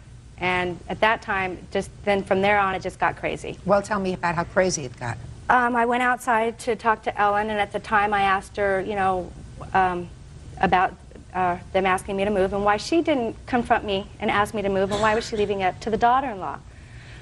We had an argument there, so I went back in. Tell me about the argument. Just about things that I had done. I left a bowl in the sink, that I didn't supply these papers, this and that. And it was just, it's not true. The stuff that they're saying was not true. So I turned and I left, and the next day when I came home from work, there was this letter here. That was on the 10th of August? Yes, the next day. It was underneath the door. This is actually a second letter that was left. The first letter, when I was outside waiting for the police to come, they switched the letters. But anyway, that's the letter that she left me with my 30-day notice. When I read the letter, I went out, she was outside, and I walked outside, and I had told her, you know, I thought that this is ridiculous, but whatever your reasons are, I will move. I also told her that I felt like I was being harassed, and at that time I may seek some kind of legal advice. She got just so upset, and I turned away, I walked around and went in the room. At that time, her and Veronica forced their way into the room. They either kicked it or they punched the door in. At that time, I got on the phone because they were saying that they were going to throw me out right then and there with all my belongings. And so I called the police. I went outside to wait for the police. It took a couple hours. And so I left that night. The police told me to leave and come back later on that night and get some things. When I came back that night, all of them were making physical threats, and even Veronica, while I was waiting for the police, was trying to provoke a fight, like walking on the back of my legs right behind me, telling me her husband's going to beat me up, they're going to do things. This is Veronica? Yes. Okay. Her husband's going to beat me up, they're going to do things to my car and stuff. When I came back that night, then all three of them were jumping in on the bandwagon. Do they all live there? Yes, they do. And they've always lived there? Yes. And you never had any problem with them before? Never. I think I was so upset at the beginning of all this because I couldn't really understand why they were actually behaving like this. Okay. So you moved out, and you did not receive your security deposit back? I did not receive my security deposit back. And how much was the security deposit? It was $500. And you were fully paid for the month of August? Yes. Okay. I also have police reports here for that. I also went back on Friday because I was afraid of the things that they were actually going to do things to my belongings. I went back. I took time off from work on Friday. I went to the home. It was about 11:30. And the locks were changed. The locks that I were given were changed. I couldn't get in, so I sat down. The police told me to call if I couldn't get in, so I did. And while I was waiting for the police, Ellen came outside and said that she wasn't letting me in because I didn't lock the door the night before. And then she left in the car with Veronica's baby. And then about 10 minutes after that, the police came, and here's the police report that they even that they noticed that I could not get into the home. So then I came back on Saturday afternoon. I called the police. They met me there. And I have the police officer's cards that actually were there while I was packing my things for 30 minutes. I guess this is why she was having her party, which I didn't know she was having a party. And they even wrote on the back of the card that they kept the peace during eviction while I packed some of my belongings. And these are the officers that were there the first night when they... I'm reading. Oh, I'm sorry. Okay, now I'll hear you. Okay, it's true. She came to me in May and said that she was moving, that she'd be moving in about 2 or 3 months. Right, go ahead. Veronica asked her to get the documents that she spoke about. What kind of documents? For Veronica to have a daycare center, we all have to be fingerprinted and TB tested. It was 2 days after that she told me she was actually going to be moving. So we started making arrangements for the room. My daughter was talking about moving back in. She's going back to college. She needed to come Which home. daughter? My daughter, Elizabeth. Okay. Also, one of Veronica's aunts was considering moving to Southern California so that she could help with the daycare. Mm-hmm. We had made these arrangements. It was all set. One or the other was going to be moving in. When? At the end of September. Okay. Darcy came to me and said, I won't be able to move. My boyfriend hasn't found a home, so I'm going to be staying till the end of the year. Okay. We had to tell her that this was impossible because we'd already made other arrangements for the room. Okay.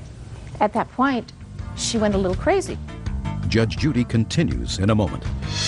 Is what you're telling me, Miss Hobson, that she was still living in your home on the 17th of August? She had Don't be a moved- Swiftie with me, madam. She had moved all her belongings except a TV that she did Don't not be want. a Swiftie, madam. Real cases, real people. Judge Judy. Darcy Sansing claims landlords Ellen, Veronica, and Jeffrey Hobson unlawfully evicted her because they wanted to run a daycare business out of their home. Go ahead. And she started cursing, calling names, calling Veronica names. She asked for a written 30-day notice. We gave her that. Right, but you locked her out. No, we Before did not, the 30 Your Honor. days, according to the police. According to the police report, couldn't get in. This is not true, Your Honor. Why would the police lie? There are 2 locks. Your Honor, I have... I'm sorry. Why would the police lie in their report? She probably did not give them the second key. There are 2 keys to the door. There's a top lock and a bottom lock. Because Darcy had a habit of going out of the home and never locking the security lock, we have to lock the bottom lock. Right. She did not give them the key for the bottom lock.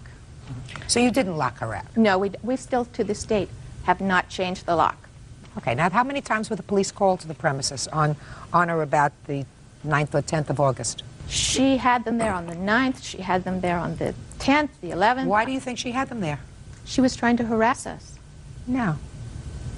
She was very upset about Just a us second. not allowing her to Who stay till told the end you? of the year. Who told you you should leave that day or the next day? Who told me I should leave that day Yeah, to in leave for August. the night? Yeah. The police officers. Did there come a time when either you or Veronica went into her room that evening? No, no. Yes. We talked to her earlier in the day. When I was on the phone with the police officer, they were getting a car over there to help. They actually asked me to turn around and tell them to leave the room because she could hear them in the background screaming, and then she physically got on the phone with Veronica and told her to leave the room. And Did you speak to the police that evening? Yes, ma'am. Stand up. Where were you when you spoke to the police? We were at the door of, we're in our hallway at the door of her room. That's Okay, where that's we were. all. Sit down. Why didn't you return her security deposit? I have it written here. I asked her to give me an address where I could mail it, and she, to this date, has not given me another address. Okay, so you acknowledge And that you also owe her her security deposit. She does not do the entire security deposit back. Why? Her notice was from the 9th of September through the 9th of August to the 9th of September, which means she owed another 9 days for the month of September. She wasn't living there in September. No, but her 30-day notice extended from She had August to leave. 9th. I find that there was sufficient harassment in the house that required her to leave. You're on. Shh. Do I look like I need help? No, you don't. You harassed her into moving. I don't know how much of this was due to the fact that you did not want to fill out forms for the county so that Veronica could have a daycare center in the house. I don't know how much of this bad feeling emanated from that, but certainly she was under no legal obligation to be fingerprinted and photographed in order to live in a room that you were renting to her. So she wasn't living there in September. She doesn't owe you any rent. Do I look like I need your help or any more evidence on that issue? No. Your And Honor, I I find have that it was- evidence that shows that she was not afraid, she was not being harassed. This is a note from her where she deliberately misspells our name, showing how upset she was. And if you'd like to read this. Sure.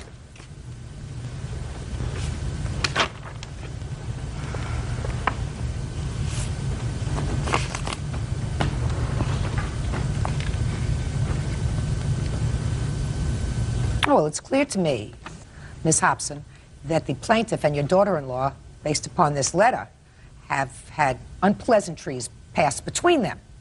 Clear to me. And she does talk in terms of harassment. And this was, in fact, written on the 9th of August. She's entitled to her full security deposit back.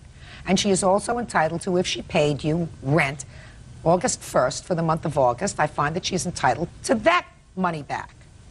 And $500 security deposit. Where did you go when you moved out?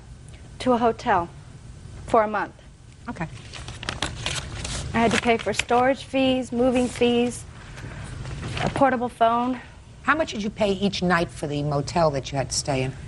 Each night is different. The first night, I believe it was, I have it written down here. The first night I spent at a hotel was $62.70. Yeah. The next night I went to where I ended up staying, it was $67.99. Then I stayed at the hotel for 3 weeks, was $250 a week. I have the receipts here. You don't have to show me the receipts. Okay. My storage, I'm sorry. Not interested in your storage. Judge Judy continues in a moment. I cannot believe that any person all of a sudden acts in a bizarre fashion for no reason unless they have a psychiatric breakdown. Real cases, real people. Judge Judy. Darcy Sansing claims landlords Ellen, Veronica, and Jeffrey Hobson owe her for an unlawful eviction. The Hobsons say they evicted Darcy because she threatened them. Did you ever have any conversation with Veronica about this form that she wanted you to fill out when you didn't fill it out? Yes, I did. She did tell me that she was going to be opening a daycare, and I told her that... When? It was before July 4th, maybe a couple days before, maybe in that same weekend. When did she give you the paperwork? She never did. She never did? No. She had just said that I was probably going to have to, and I told her I didn't have a problem with it at all. My sister is a foster parent, and I'm pretty sure that I'm already on their files.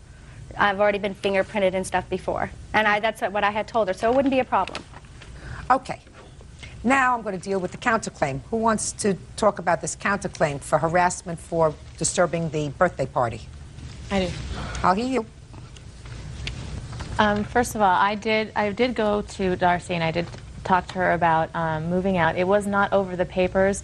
When I approached her... Would you please just tell me about the claim of harassment at a birthday party? That's your complaint. My complaint is that she knew I was having a birthday party, and she came in the middle of it, brought the cops. I had to answer to my family, friends. I didn't have time to spend with my son on his birthday. I got ponies and bouncers and stuff like that. She came right smack in the middle of that, and I didn't get time to enjoy it. What do you think she came to the police for on that occasion? What do you think she was trying to do? Oh, she was moving out her things. She was moving out her things? The only thing... Is that right? Yes, ma'am. She was moving out her things based upon statements that you made that you wanted her out. Right. Right. Sit down. You picked a bad time to tell her you wanted her out. Your Honor. Yes. She also, on her complaint, uses the address, our address, so it shows that she was still there. She was still there when, Ms. Hobson? When she filed this complaint on 8/17, she is using our address. She may not... Listen. Is what you're telling me that she was still there on the 17th of August? She was still... Just a second. Is what you're telling me, Ms. Hobson, that she was still living in your home on the 17th of August? She was still using it as her address, yes. She had Don't be a Swiftie with me, madam. She had moved all her belongings except a TV that she did not want. Don't be a Swiftie, madam. She left a broken TV in the room for us to discard. So what? You illegally and without just cause evicted her from her home where she had lived for 10 months on a month-to-month basis. The reason for that I will never understand, except that she clearly was not getting along with your daughter-in-law, because the harassment that she refers to in her letter to you involves harassment by your daughter-in-law. Now, I don't know about this baloney about moving October 1st and then moving that very day. I honestly don't know what precipitated that, but I cannot believe that any person who has had normal behavior for 10 months would opt to move their stuff out in the middle of the night into a motel room, to a $60 a night motel room, rather than stay in the comfort of a place that she's enjoyed for almost a year, unless she was being substantially harassed. I don't know why you did it, but it's clear to me that you or people acting under your authority did it, because she didn't all of a sudden overnight become a nut. Yes, she did. Yes, she did? Oh, no, I don't believe that. Judge Judy continues in a moment. I'm telling you, you harassed her into leaving. That's what I'm finding. You? Well, you are wrong. Or you? No, I don't believe so. Your Honor, may I don't say believe something? so. I don't believe that somebody, for no reason whatsoever, after 10 months of peaceful occupancy, all of a sudden acts in a bizarre fashion and puts themselves into a situation overnight where they are discommoded from that residence, put their stuff in storage, and go to a motel for no reason unless they have a psychiatric breakdown. Now, I see no evidence of that, Ms. Hobson. I am going to find that her out-of-pocket money that you have that belongs to her is $750, $500 security deposit, and $250 for unused portion of the rent. And in addition, I find that she suffered damages the extent of $1,000 to enable her to reestablish a residence based upon the fact that you illegally evicted her. Total value that I am awarding to the plaintiff on her claim is $1,750. Now, as far as your counterclaim is concerned, for $1,500 for harassment and mental anguish by ruining your son's birthday party by having the police come, that's dismissed. 378 on the calendar in the matter of McPhillips versus Dunkel. Parties have been sworn in. Judge, you may be seated. Folks, have a seat, please. Ms. McPhillips, the defendant used to be your boyfriend. Yes. According to your complaint, he was arrested on a charge of assaulting another girlfriend. Over there. And you bailed him out. Yes. He says that you may have physically gone down to pay the bail, but it was not paid with your money, it was his aunt's money. That's right. Okay. When he was arrested, were you still dating? Yes. What date was he arrested? May 25th. And how did you find out that he was arrested? His sister and her boyfriend called me at work and told me that they came to his house and arrested him. And what did you do? I left work and we went to his aunt's house, who then gave his sister money for his lawyer. Oh, no. And then her boyfriend gave another $200 Just a for second. his lawyer. You went to an aunt's house? Yes. And at the aunt's house, you all picked up some money? Yes. How much money? His aunt and her fiance gave $300, and Chris Maxey gave $200. Chris is the boyfriend? Of Dina, yes. So that was $500 altogether? Yes, for his lawyer. But then he's still in jail, so what happened with his bail? The next day, we went to a court hearing, and they said that his bail was $1,000. And what did you do then? Me and Dina and Chris all then went to my bank and took the money out of the bank. And then Out of your bank? Yes. And you have proof of that? I don't have my bank records because it was back in May, and I had $1,003.24 in the bank. And I took out the money, and so the account was closed. And I didn't think I needed proof because I assumed he would give it back like he said he would. Miss McPhillips, that sounds like the most ridiculous answer.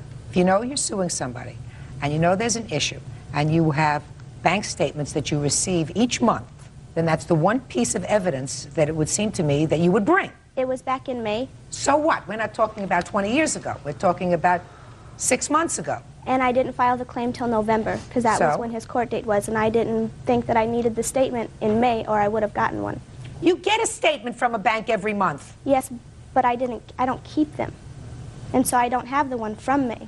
But I have the piece of paper saying that I am the one who gave the people the money that bailed him out. Why would I be That's suing not- him for money that wasn't mine? We're going to Well, find out in a same minute. thing. Go ahead, Mr. Dunkel. Yeah, like she said, I was arrested. My sister and her boyfriend, Chris, were at my house when the police picked me up. I called my aunt that night from jail and told her they'll set my bail the next morning. She said, I asked her, if she could bail me out, and she said, sure, that's no problem. That is a lie. Well, Where's your aunt? Where's your aunt? She's at home. She runs a home daycare. She wasn't able to be here. I have a statement here written from her. I don't take statements written Okay. from witnesses. Okay. Where is your aunt's bank statement that shows me that she withdrew $1,000 from a bank? She had it in cash. The next day, my bail was set for $1,000. My sister, Chris, and Brandy went to my aunt's house. My aunt gave them the money, $1,000 to bail me out of jail. They went to the police station. Brandy, Dina, and Chris went to the police station. I don't know why Brandy was entrusted the money to bail me out, probably because she was my girlfriend at the time. But she gave them the money. They gave them the bond receipt. So The bond receipt's in her name, so I think understand she's that the bond entitled receipt's in to. her name. Okay, but if his aunt Entitled gave the to the money, then why $1,000. wouldn't they have given it to Dina? Just a She's his second. sister. Just- Wouldn't his aunt trust Dina with the money? Madam, More than you're me? not standing there in a very good place, because all you had to do to be successful today was to bring me a bank statement. That's all you had to do. I didn't keep it. I didn't think I'd need it. I thought that he would pay me back like he told me he was going to. But then you knew he was not going to pay you back, and you knew you were coming to court. But I already didn't have Listen a to me. statement. What do you mean you already didn't have a statement? You called the bank and you said, I need The account May's was statement. closed, so they wouldn't give me a statement. That's not true. I That's did call not- the bank, and What? they wouldn't give me a statement since the account had been closed for 6 months. Do you know that I don't believe that? That's the truth. All right, I'm going to hear you witnesses, because so far, a lot of what you told me, sir, is hearsay. Who was present when the aunt turned over this $1,000? Step up. Tell me your name. Dina Van Grunsven. So, what happened? Basically, we showed up at my aunt's house after we went to his court hearing, and my aunt handed Brandy the money and said... That is a lie. Shh. And we got back in Chris's car. We went down there. Brandy ran out and paid for his bond. What time was the bail hearing on the 26th? At 9 o'clock. Shh. And what time was he bailed out?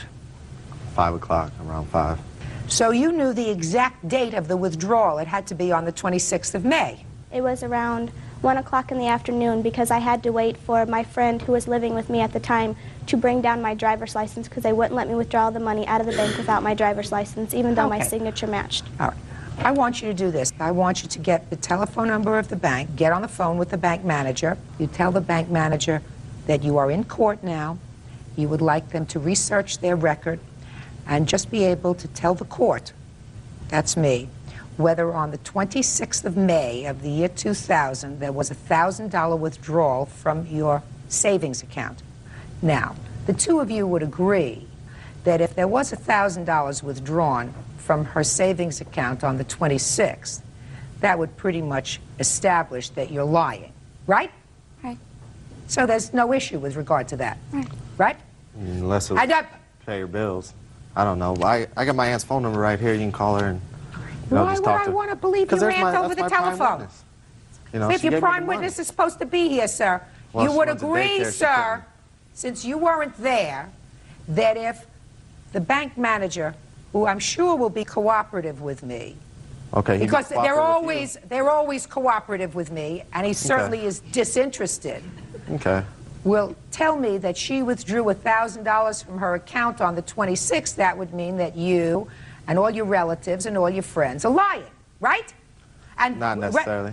Oh, yes. Well, of why course. would they give you the Of bank course. statement and they wouldn't give their own, their own customer the bank statement? Why? Because it's much harder to say no to me. Miss McPhillips, did you get the number? Yes, I did. May I have it, please?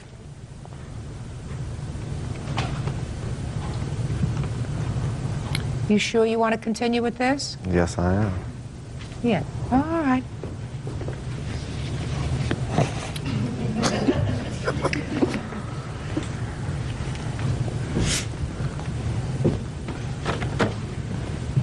Let's see.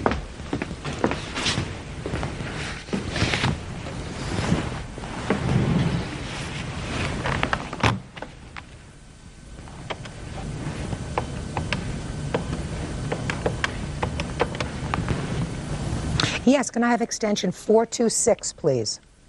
Thank you. Yes, this is Judge Judy Sheindlin. I'm calling because I'm in the midst of trying a case involving one of your clients, Miss McPhillips, Brandy McPhillips. And the main issue in the case revolves around a withdrawal made from her savings account on the 26th of May. Can you tell me if there was a withdrawal? There was. And that was the total amount of the withdrawal. Wonderful. Thank you very much. I appreciate your trouble. Bye-bye.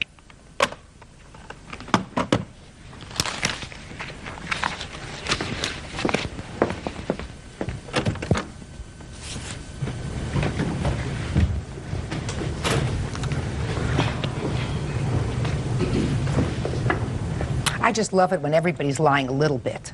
Miss McPhillips, you did, in fact, make a withdrawal on that For day. $850. Well, that's not what you told me initially.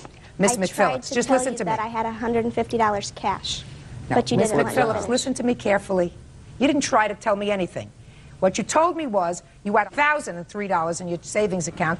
You withdrew $1,000, leaving you $3 left. That's what you told me. You didn't try to tell me anything else.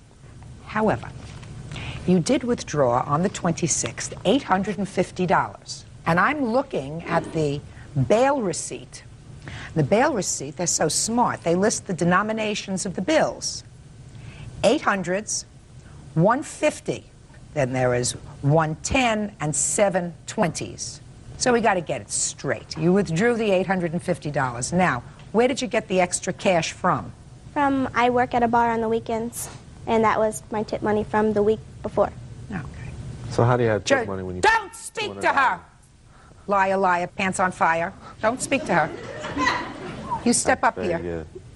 What do you do for a living? I'm a debt consolidation You're what? counselor. A debt counselor.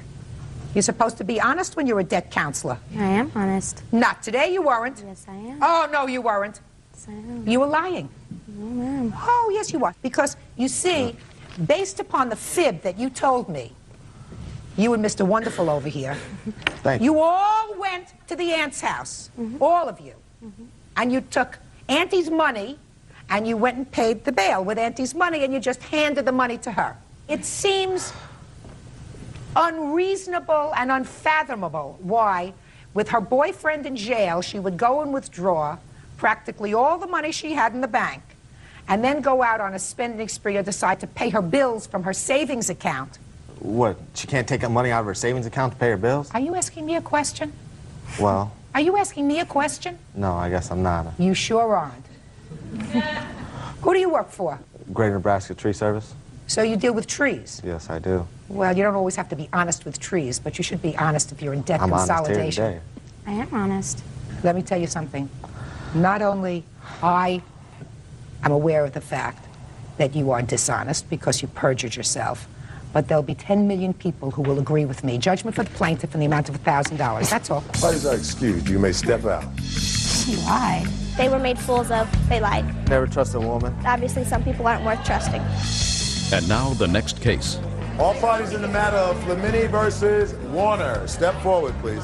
18-year-old telemarketer Makil Flamini is suing former landlord, 54-year-old homemaker Carol Warner, for return of rent. Makil says Carol's compulsive behavior caused her to move. Miss Flamini, you rented a room in the defendant's home. According to your complaint, you lived there for one day. Things were so intolerable, you moved out, and you want your rent back. Correct. It's Miss Warner's contention that you had no basis to leave, and she's not returning any of your money. So I have a few basic questions. Okay. How did you find the room to rent? I met Carol through a friend of mine from school, and he introduced me to her, and I went over to her house. And when I first came into the house, I was like, I can't live here. But then I met her, and I really like Carol. I still really do. All right. You met her through a friend. Right. You went to her house. According to you, the house was a mess. Right. I have a The picture. rent was $489 a month, according to your complaint. Yes. Plus doing some cleanup for her. Right. Okay. You have some photographs? I have, a photograph of,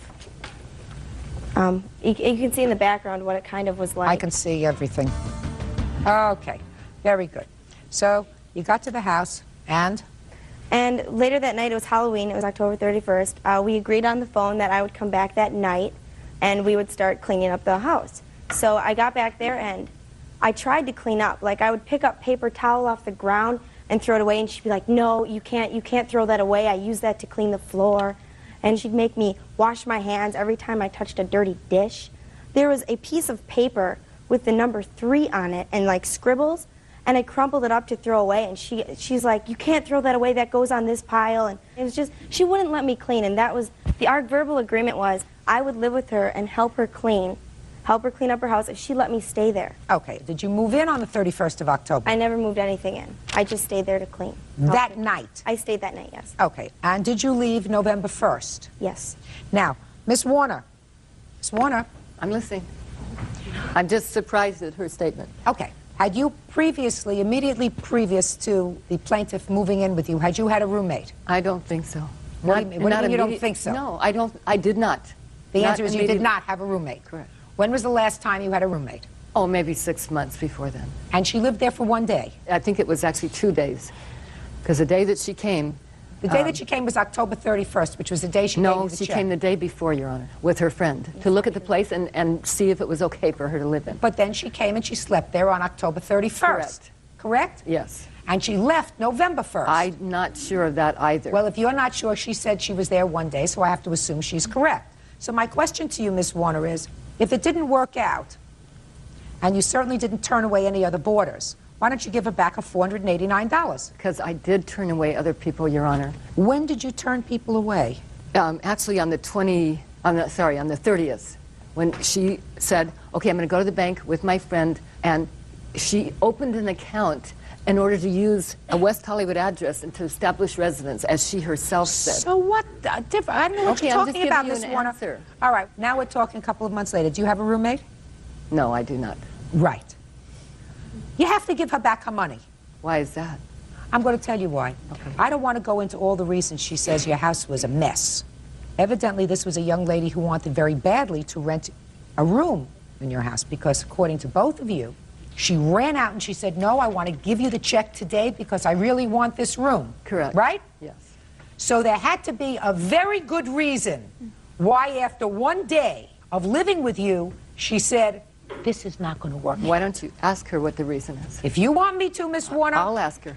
No, you don't have to ask her. I'll ask her. I asked the questions. Okay, sorry. I was trying to save you embarrassment. I'm not embarrassed in the slightest, but she saw So, the go home ahead. before she moved in. Go ahead.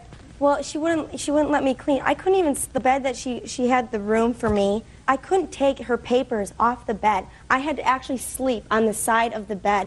I woke up to Carol staring at me. She was sitting in a chair staring at me, and I was uneasy, and I was like, I cannot live here. I just could not live in that situation. Why was it such a mess? It's not such a mess. It's totally, she's just supposed to help me with my dishes. Were there papers all over the bed that you were sleeping on? No. Did you go into her room and were you sitting in her room at some point? No, that's a total lie. She just, all she did was change her mind about wanting to live there, and then the lie Why happened. do you think, Miss Warner, she changed her mind within a 24-hour period? Probably because she found a place that she could rent at a pretty good price, and she wanted her own place. Miss Warner, you are mistaken. I find that you have suffered absolutely no financial damage as a result of her not living there. You didn't turn away other prospective boarders. I don't believe that you turned away other prospective boarders because it's months later and you still don't have a boarder in your house. You look like two very nice young ladies, but you can't keep the $489, madam. It's outrageous. If she had rented somewhere else, like actually rented a home, that landlord wouldn't give her money back just because she changed her mind the same day. I didn't. Madam. Or the day later. I believe her when she says that living in your home, that you are a clutter collector. It's not true. I believe that you are a clutter collector and that circumstances in your home for that brief period that she lived there made her believe that her life in your home was going to be untenable. She decided she wanted to live on her own, and she saw the place before she moved in. She decided to live there. She and to didn't help live me with the you house. for 24 hours. couldn't Judgment live for the with you, plaintiff Carol. and the amount of... 37 on the calendar in the matter of Haas versus Light. Parties have been sworn in, Judge. You may be seated. Folks, have a seat, please. You are the owner of a bed and breakfast. Yes, According ma'am. to your complaint, you had hired the defendant to manage your operation when you were out of town. Your complaint is that Mrs. Light wrecked your car and additionally stole a substantial amount of money from you.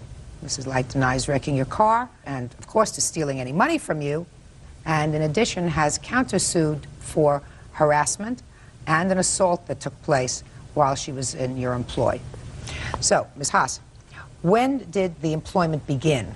Well, Kathy came sometime, I was critically injured, and it was sometime in July, and Kathy came and said she needed a job, that she'd never been able to get one, and would I give her a chance, and she's never, to my knowledge, had any kind of job at all, so I said I would give her a chance, but I didn't check any of her records or anything. That doesn't make you a very good business person. No, it doesn't. So she came to work for you in July of the year 2000? Yes, ma'am.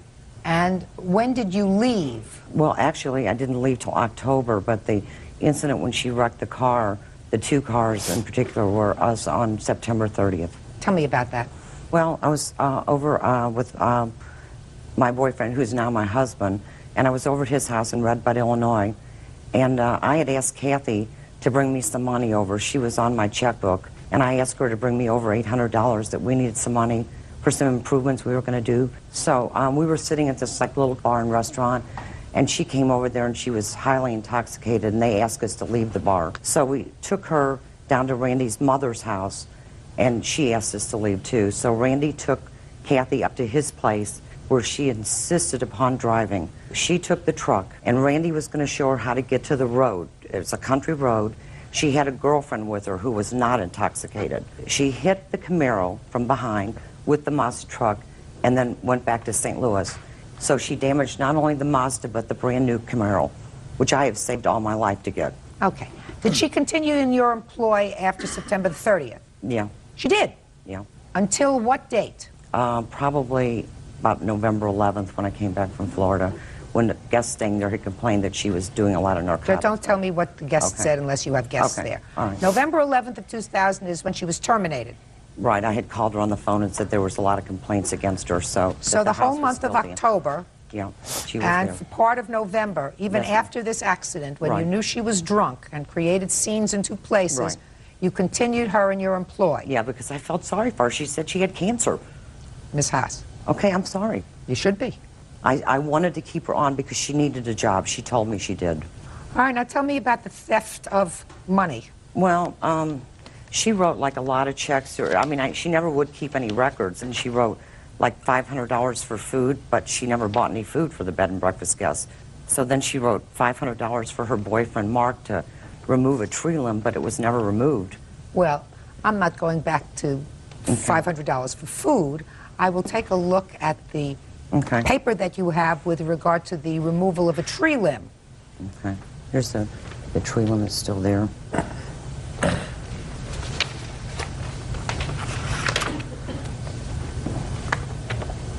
Well, this says payroll and tree service. Kathy was not even there. I was paying her $10 an hour, but she was never there more than 20 hours a week. Well, you know, Miss Haas, who do you think is going to go over all these little receipts? You were paying her $10 an hour. She wasn't there for 40 hours. She only should have been paid for 20 hours. She was supposed to send me her time record in Florida, but she never did. Who were Randy and John?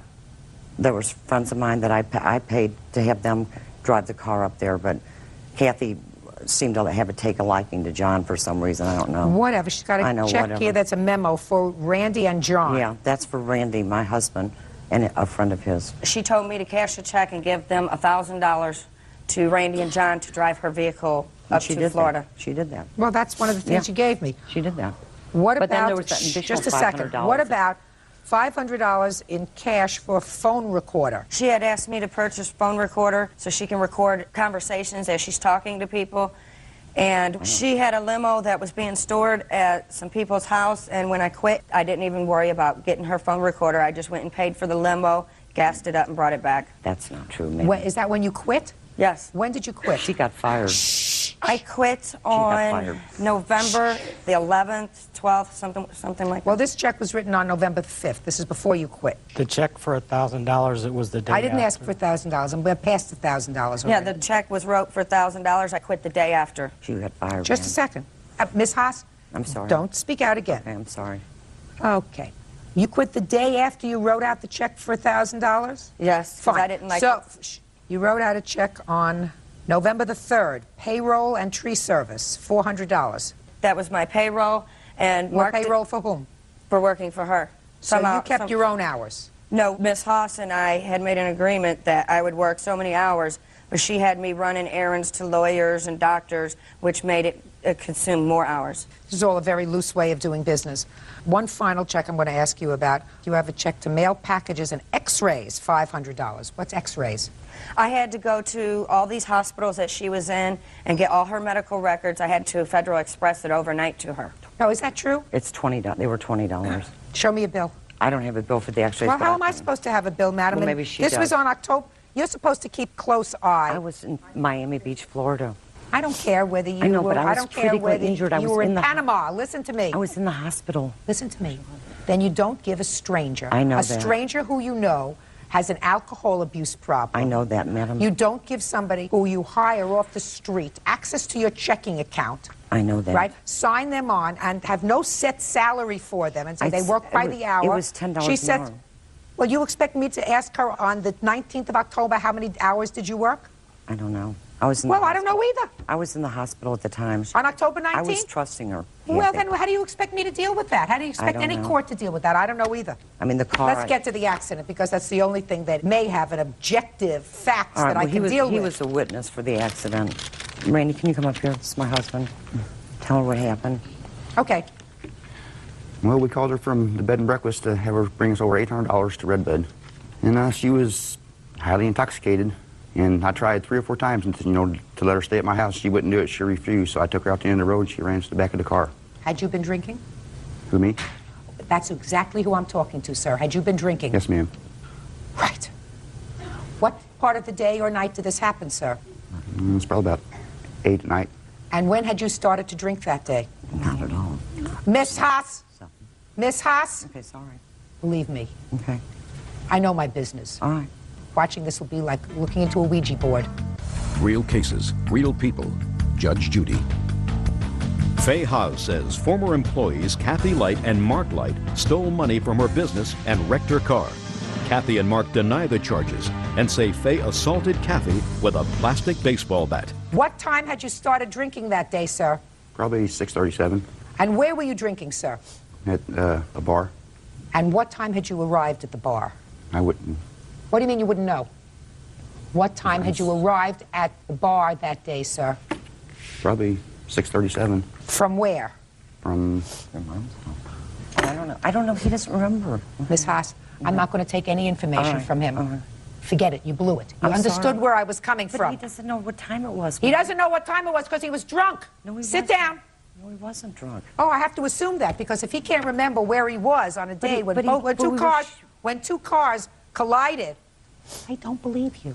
We were waiting for... I don't believe you Okay. that he doesn't remember where he was. All right. If he doesn't remember where he was on this fateful day, then I have to rely on her statement He was with that me. he was drunk as a skunk. Now, she may have been. That means you got 2 drunk people driving in your 2 cars, one a Camaro and one a truck. He was drinking and she was drinking, if I believe you. Although I have a little bit of a problem with that because unless there's something wrong with you, you would not allow someone who is as drunk as you claim she was, that required her to be ejected from the bar, ejected from her mother's house, and yet you would still leave her in charge of your business, giving her total access to your checking account, relying on what she did with money, relying on what she did with guests, to somebody who was clearly a danger, according to you. I have a problem with that, Miss Haas. I'm sorry. I'm wrong. You're right. It was stupid. All right, Ms. Lick, tell me what happened with the car. She had called and they had asked for money, and I had a friend of mine, Jesse, ride over with me. Well, when I got over there, she buys Jesse and I 1 beer. She takes me across the street to a flower shop, buys me a bouquet of flowers, and then she insists on going and unloading the truck. So we went to Randy's house and we unloaded the car. And as far as the car, there was no accident. I get home and I get this phone call from Miss Haas saying I wrecked her car. Well, them 2 are both drunk, so I just basically blew it off. But after this car incident, I continued to work for her. you continued to work for her? Yes. Okay. Now let's get to your counterclaim. Go ahead. I quit working for Miss Haas because she would call me on the phone and cut me down and say I'm dyslexic and this and that, and my nerves couldn't handle it no more. So I call her on the phone in Florida and tell her I quit. 3 weeks after I quit, she's accusing me of all these things. She's trying to fire me after I quit. So let me hear about this harassment. She has been calling, my son and I have pagers. She has been calling our pagers. She calls my son and tells him that I'm a dope dealer and that she's going to have to take him to baseball games because I'm going to be in a federal penitentiary because she's going to see to it that I go to a federal penitentiary. I went and got a restraining order against her. Let me see it. Not true. Kathy. Shame on you. Shame on you. Ms. Haas, you consented to the entry of a restraining order against you by your counsel. Is that right? I was in the hospital and I could not go. Yes, ma'am. Yes. The answer is yes. If you're Yes. in the hospital and you can't go, then your attorney asks for postponement. I don't know what he did, ma'am. Of course you do. No, I don't. I really don't, Judge Judy. He consented to this entry Well, he went there supposedly to postpone it. December 20th of the year 2000. He consented to the entry of an order of protection. Well, I'm sorry about that, but I've never laid a hand on Kathy. She wanted me to adopt her. And the order of protection specifically says you are not to I want nothing to do with abuse, Kathy. threaten, molest, stalk, disturb, and no telephone calls, and shall not communicate with her in any way whatsoever. Right. Now, you came back from Florida on November 11th. Right. And according to you, you told me that you were in the hospital in Florida. I was in the hospital in Florida, in Jackson Memorial Hospital and Mount Sinai. Well, what'd you go to Florida for? To get another opinion on my arm that was going to be amputated. And when were you admitted to the hospital? When you returned in November? 2 days later, a week later, I was admitted to the hospital for So that would be the 18th of November. Right. Is that correct? That's correct. And how long were you hospitalized? 2 days. Were you re-hospitalized at any time after November? Believe me, I will check. No, no. So that you were not in the hospital at the time that your attorney entered a consent order. You just said you told him to go there and not do anything, put it over because you were in the hospital. I could not leave the house. I was not allowed to. Just a second. So that you were not hospitalized as you originally said. But I had a nurse at home and I could not leave the house. All right. It's a month later. Month after your surgery. People recover from open heart surgery faster. After this order of protection was issued, were there any other harassing phone calls? Yes, I have them on tape here. Let me hear. Okay. Hey, Mark, it's Ken. Guess what? Lisa Paul's going to testify in court. What kind of guy lives with his brother's wife? Low-life Hoosier. I said that. Yeah, Mark, it's Faye. I got the restraining order from the sheriff.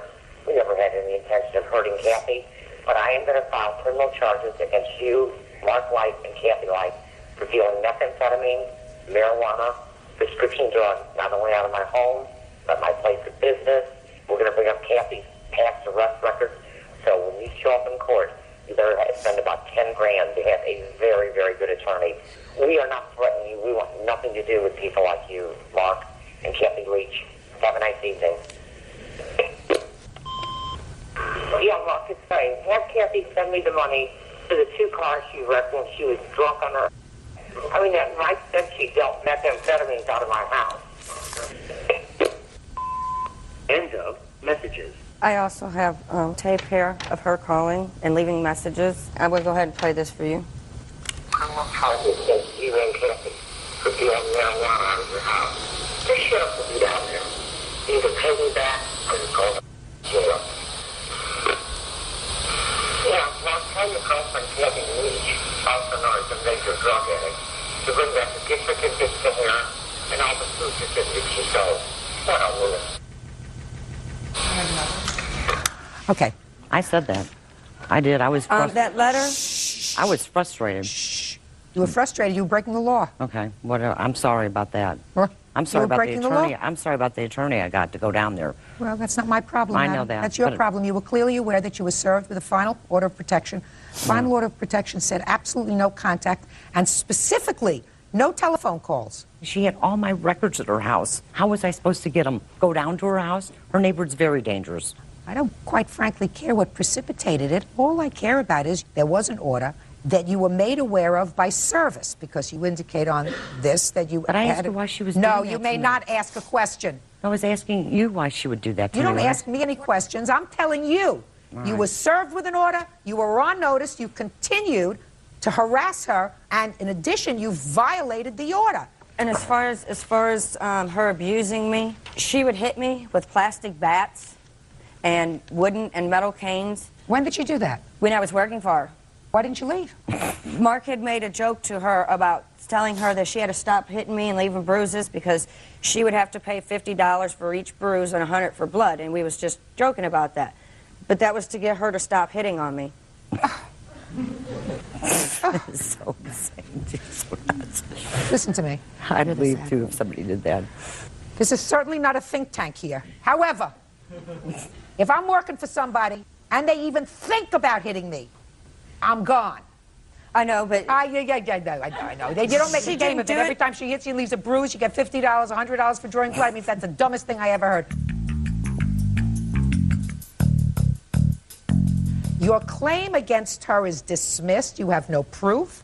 and I'm not satisfied with hubby's proof that he wasn't responsible for this accident. You have no tangible proof that she stole anything from you. You do have proof, however, that she continued, despite the issuance of this protective order, to continue to call you, which is in violation of the protective order, and on the counterclaim, I am awarding you $500. Parties have been sworn in, Judge. You may be seated. Ma'am, have a seat.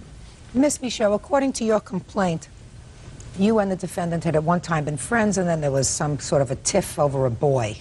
But there came a time when you were sort of having a girls' beauty day. You were at a friend's house, the defendant was there, everybody decided to color their hair. According to you, the defendant applied a hair dye on your hair. Is that right? That's correct. And then you stayed home, and she and some of the other girls went out to get some other products. They were gone for a couple of hours. You rinsed out the hair dye. Everything was fine. They came back.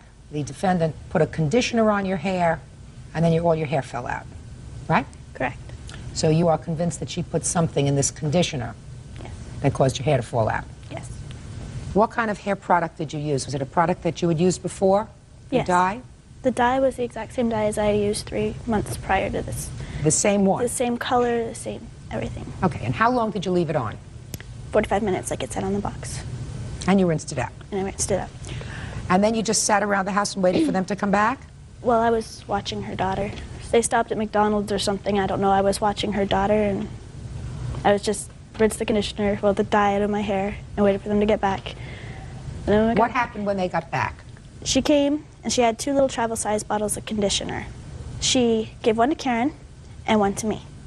She asked Karen to put it on her hair, and she told us to put it on her hair for as long as we could stand it. Now, I'm not sure what that meant, but once we put the conditioner on her hair... Well, did you look at the travel-sized bottle of conditioner? Yes. It was the exact same. I've used that conditioner before. It was the exact same kind as she was using. Right. And did you open it yourself? No. Who opened it? Danielle. Were you there when she opened it? Yeah, I was there when she opened it. And you had used that conditioner previously and nothing had happened? Correct. And you put it on your hair and what happened? I let it sit for a little while and then it started to burn. And Karen went into the bathroom to rinse that conditioner because she had it on her hair too. Step up here, please. You're Karen? Yes. Karen, when you put the conditioner on your hair, did it burn too? No. It didn't burn at all? Nope. Had you ever used that conditioner before? No. But you went to rinse yours out? Yes. Why? Because she said her head started to burn, so I was scared that it might have a reaction with my head, so I went to rinse my hair out, and I rinsed it out, and it was just conditioned. What happened when you went to rinse yours out? Well, I went into the bathroom to rinse it out, and I put my head under the drain. I was standing in the bathtub, and I looked down at my hands, and there was hair in my hands, but I thought it was just because I had dyed it, and maybe someone died, right? But then I came to the conclusion that when I dyed my hair, it was fine. When I rinsed the hair dye out, it was fine. All of a sudden, it started coming out in clumps, like the whole bathtub, the whole bathroom was covered in hair. My hands were full of hair. How long was your hair? Short, but... Okay. It didn't come out at the root. It came down to like a little stubble. And for 3 days, it just kept coming out more and more. Every time I washed it, every time I brushed it, it just kept falling out and falling out and falling out until I had a burnt spot in my head that would stretch about that far. Did you take the bottle of conditioner? No. Why not? Because the garbage had gotten emptied out with the bottle of conditioner in it right after it happened. Well, wouldn't it have been wise to save that bottle? Once you saw all your hair falling out in the drain. It did cross my mind, and I went to look in the garbage, but it had been emptied already. Who emptied it? Karen. Where did she put it? Oh, I had emptied the garbage can because we had dyed our hair and used the same garbage can. So I have a 3-month-old downstairs, so there's like all the chemical stuff in one garbage can. So after we had put our conditioner out and it started to smell, I took it out, tied it up in a bag, and put it in the garage outside. Okay, so there was no reason why you couldn't go get that vial from the garage outside, right? Right. Well, why didn't you think about doing that? Because I wasn't really convinced yet that she had done it. Like, I was suspicious, but I wasn't really convinced that she had done it. Okay. So now you're having a reaction and your hair is coming out in clumps as you're rinsing it out. Mm-hmm. And you're not convinced that she did it. What convinced you, according to you, that she had done it? Well, once I stopped to think about it, she's cut my hair before, and it looked not so great. And she went to Karen and to my boyfriend Brian and said, well, I cut her hair like that so she'd look stupid so Brian wouldn't want her. And not only that, but a friend of ours was sleeping on the couch one night and she said she was envious of her hair. Just a minute. Is this something that you heard or that somebody told you? Well, she said it to her. What did she say? She said that Nicole asked her to cut her hair, and she cut her hair, and she said that she purposely messed it up because Brian told her to do it, to make her look ugly. Now, did you go to the store with her? Yes, I did. And how many other people went to the store with her? It was me, Danielle, and Jamie, who is a friend of ours. He was at the house that night. What store did you go to? We went to Walmart. Were you all together? Yes. Were you all together when the conditioner was purchased? No. Me and Jamie took some of the stuff that she wanted to buy. She said she wanted a phone card for her phone. So we went to the electronics section to get her phone card while she was purchasing everything else she had bought that day. Who carried the bag with the conditioner and all the other stuff? Danielle. Now, when you got back, who took out the conditioner bottles from the bag? Danielle. Did they look exactly the same? Yes. Was there any indication that either one had been tampered with? No. Did you see both bottles? Yes. They were both the exact same bottles? Yes. Travel size conditioners. Same kind, everything. So when they were taken out of the bag, do you remember this when she took them out of the bag? No, I wasn't there when she took them out of the bag. Like, we had everything set up in the bathroom, but the problem was I have a 3-month-old, so we couldn't all just be in the bathroom at the same time. So she went downstairs first, and I went downstairs. Jamie was already downstairs. Nicole was already downstairs because she was there. We had just gotten back. I went into the bathroom. The bottles were already out of the bag. They were on the counter. She grabbed one. She said, here, you got to put this on your hair. You got to put it on your hair dry, like instead of having the water in it. So I'm like, okay. So I put it on my hair. No big deal. Just left it in my hair. How many other items were purchased that day? There was the 2 bottles of conditioner, a phone, 1 or 2 phone cards for cell phone, a prescription, I don't know what it was though, from the pharmacy. And hair dye, her hair dye. Whose hair dye? Danielle's. You didn't see any purchase of any hair remover or anything else, did you? No, I just know what she said she had to pick up. Judge Judy continues in a moment. Did either of the 2 conditioners smell any differently when you put them on? Not at first, but once we put them on our head, then my hair started to smell like if you were to light someone's hair on fire. And later today, We ended up filing a police report on Amanda Sheppy because she threatened to kill me. Well, did she threaten you before or after you didn't pay the rent? real cases, real people. Judge Judy. Nicole Michaud says Danielle Faria tampered with her hair conditioner, causing her hair to fall out. Danielle denies the charge. Well, Danielle, I have one question for you.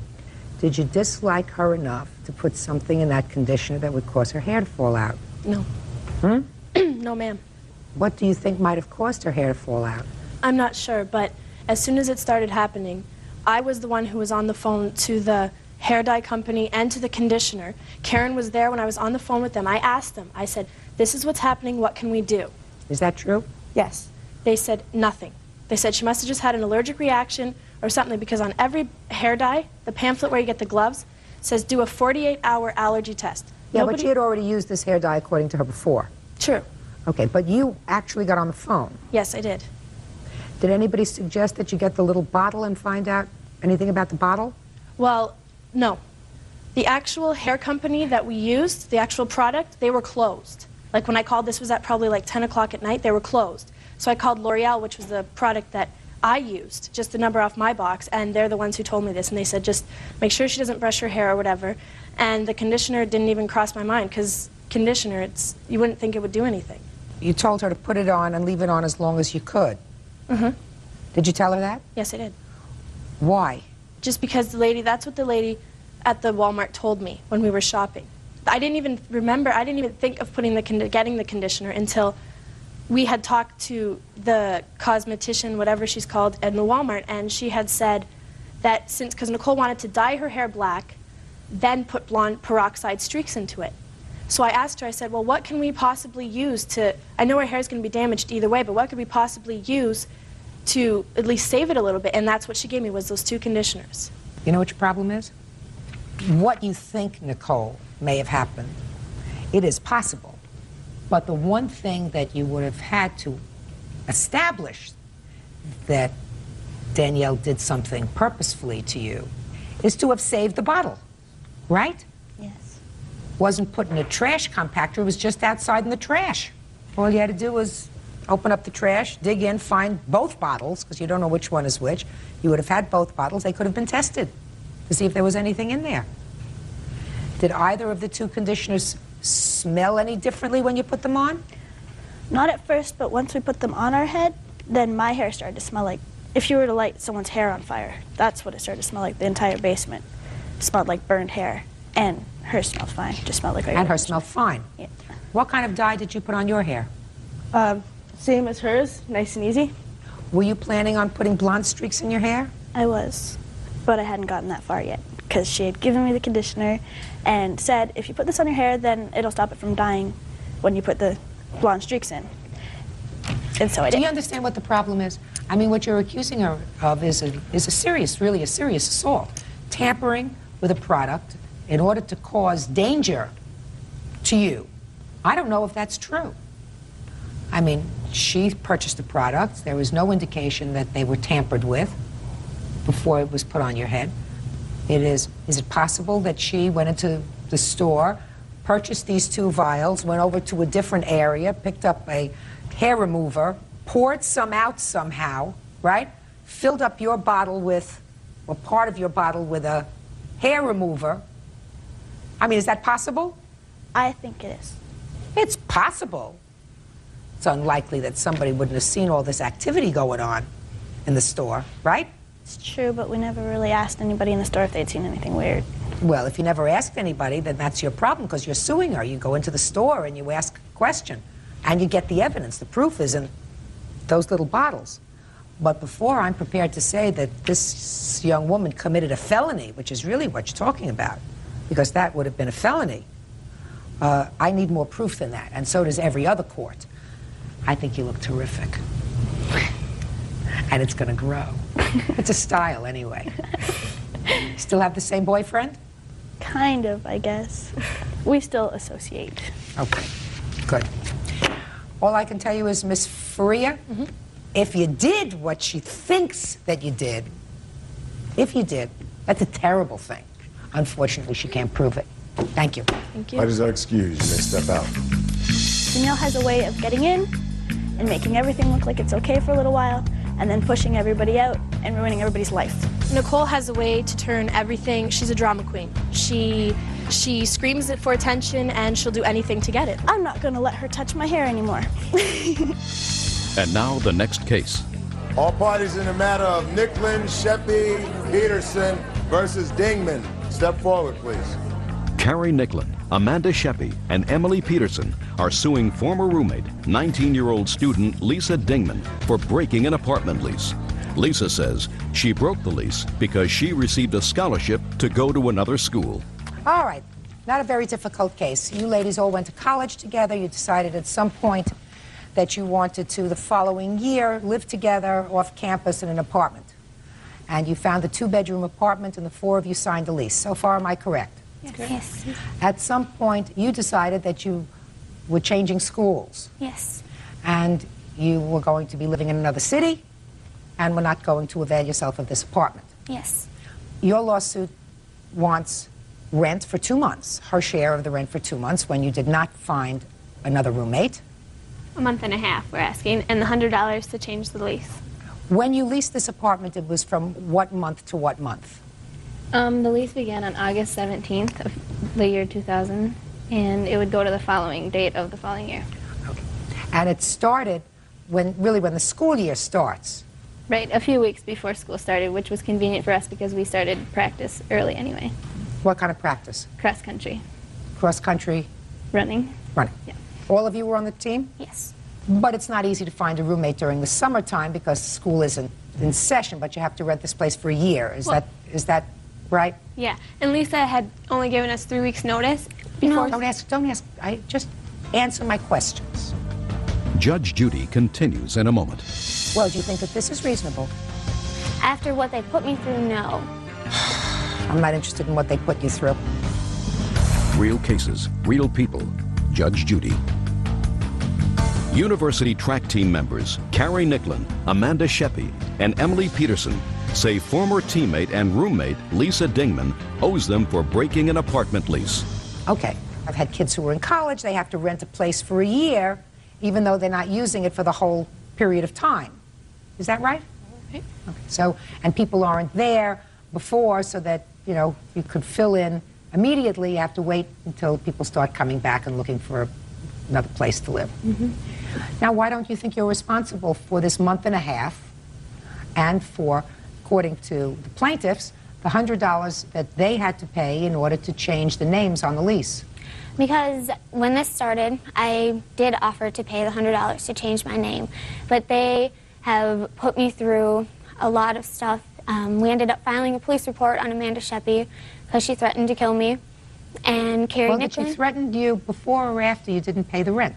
This was before. We had a meeting at Emily Peterson's house, and I brought along a list of options that I said that I would be willing to help them to help this situation out. Well, what kind of options did you offer? I offered that they can go with the three of them, and the monthly rent would go from $720 to $620, and they would each only have to pay $26 extra a month. Why should they have to pay anything extra? Because I was offered a scholarship to go to another school. Yeah, but they're not responsible for that. You are. Okay. Another option that I gave them was that if they wanted a fourth person, I would be willing to find them a new roommate, and then I would pay the $100 to take my name off of the lease, and I would pay $100 to put somebody else's name on the lease. And they would not agree to that either. Well, that's reasonable that they wouldn't agree to that. I assume when you rent a two-bedroom apartment, that means you're going to be sharing a room with somebody, and they want to be able to choose somebody that they are compatible with rather than having you go out and find somebody that may not be somebody that they can live with. Judge Judy will continue in a moment.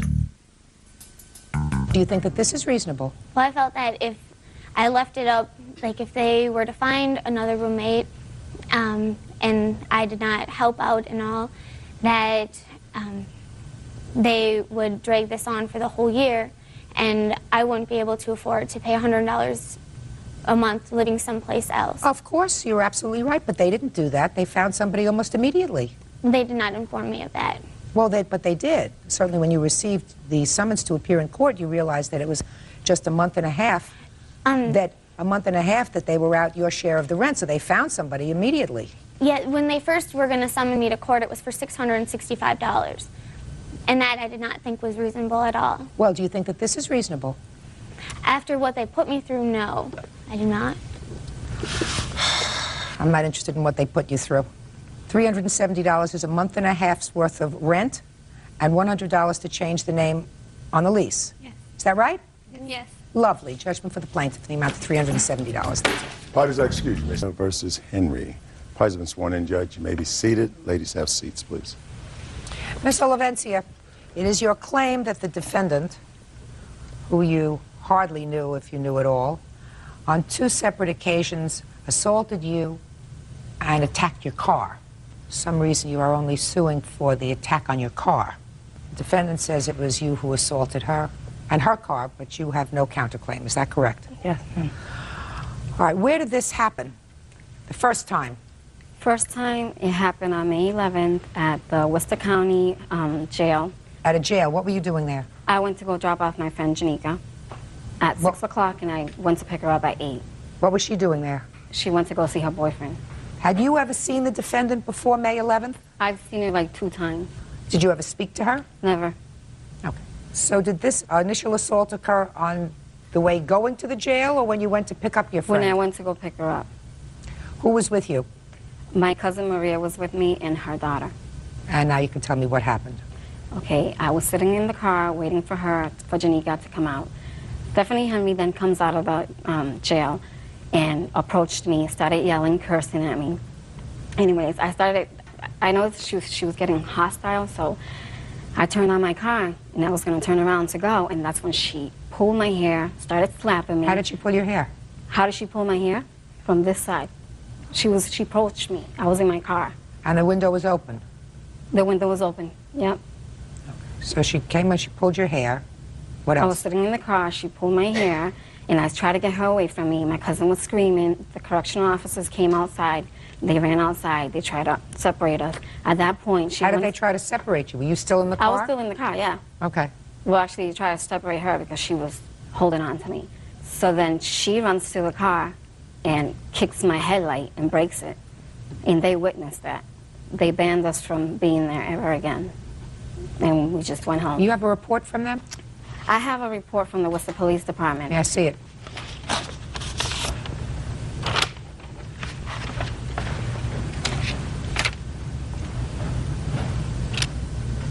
What's this blackened out part? Well, because they don't let me see what, where she lives, or the police station did that. This says that you talked about a group of males that surrounded your minivan. That was afterwards. Was that at a different location? Different location. Okay. Because I know there were 2 incidents. All right, so after she was separated from your car and she kicked your headlight in, did she leave or did you leave? I left. And your friend, did you wait for your friend? She never came out. All right, Miss Henry, you want to tell me about this incident? Yes, Your Honor. I was coming out of the administration building like everybody has to do. You leave out of the administration building. I was standing there holding my 1-year-old son in my left hand, okay? I was waiting for my son's godfather to come pick me up. I was standing there. A woman walked by me. I did not have any cigarettes on me at the moment, so a woman handed me a cigarette. I was smoking a cigarette with my right hand and had my son in the left. That's nice. I noticed Miss Olivencia walk in the building. I noticed they came out and went into the car with another girl and a young child. Then I noticed she came out of the car and went back into the building. I don't know, I assume it was to look for Miss Cruz, but she went back in the building, she came back out, she got in the car. She proceeded to drive away. Okay, at this moment, I'm standing there smoking a cigarette, holding my son. I flick the ash on my cigarette. She reverses, does a 3-point turn, comes back, and says, "Excuse me, what was that?" A curse word.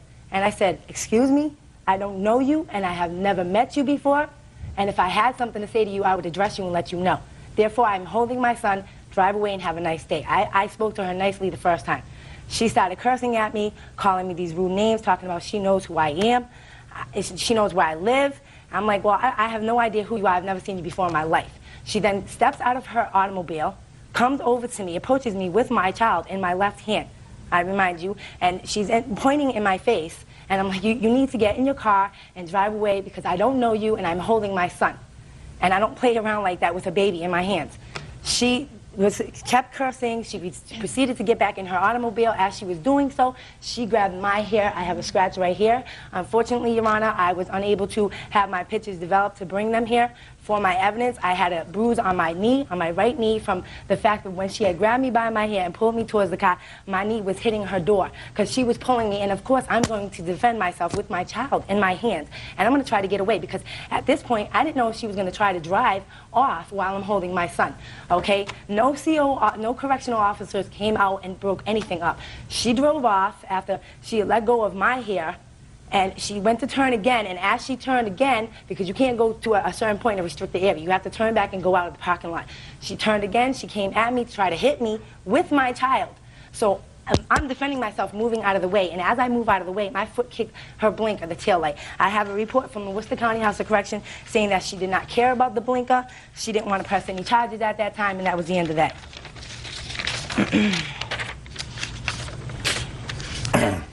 And I remind you, Your Honor, she was saying that she knew where I lived and that she would be there.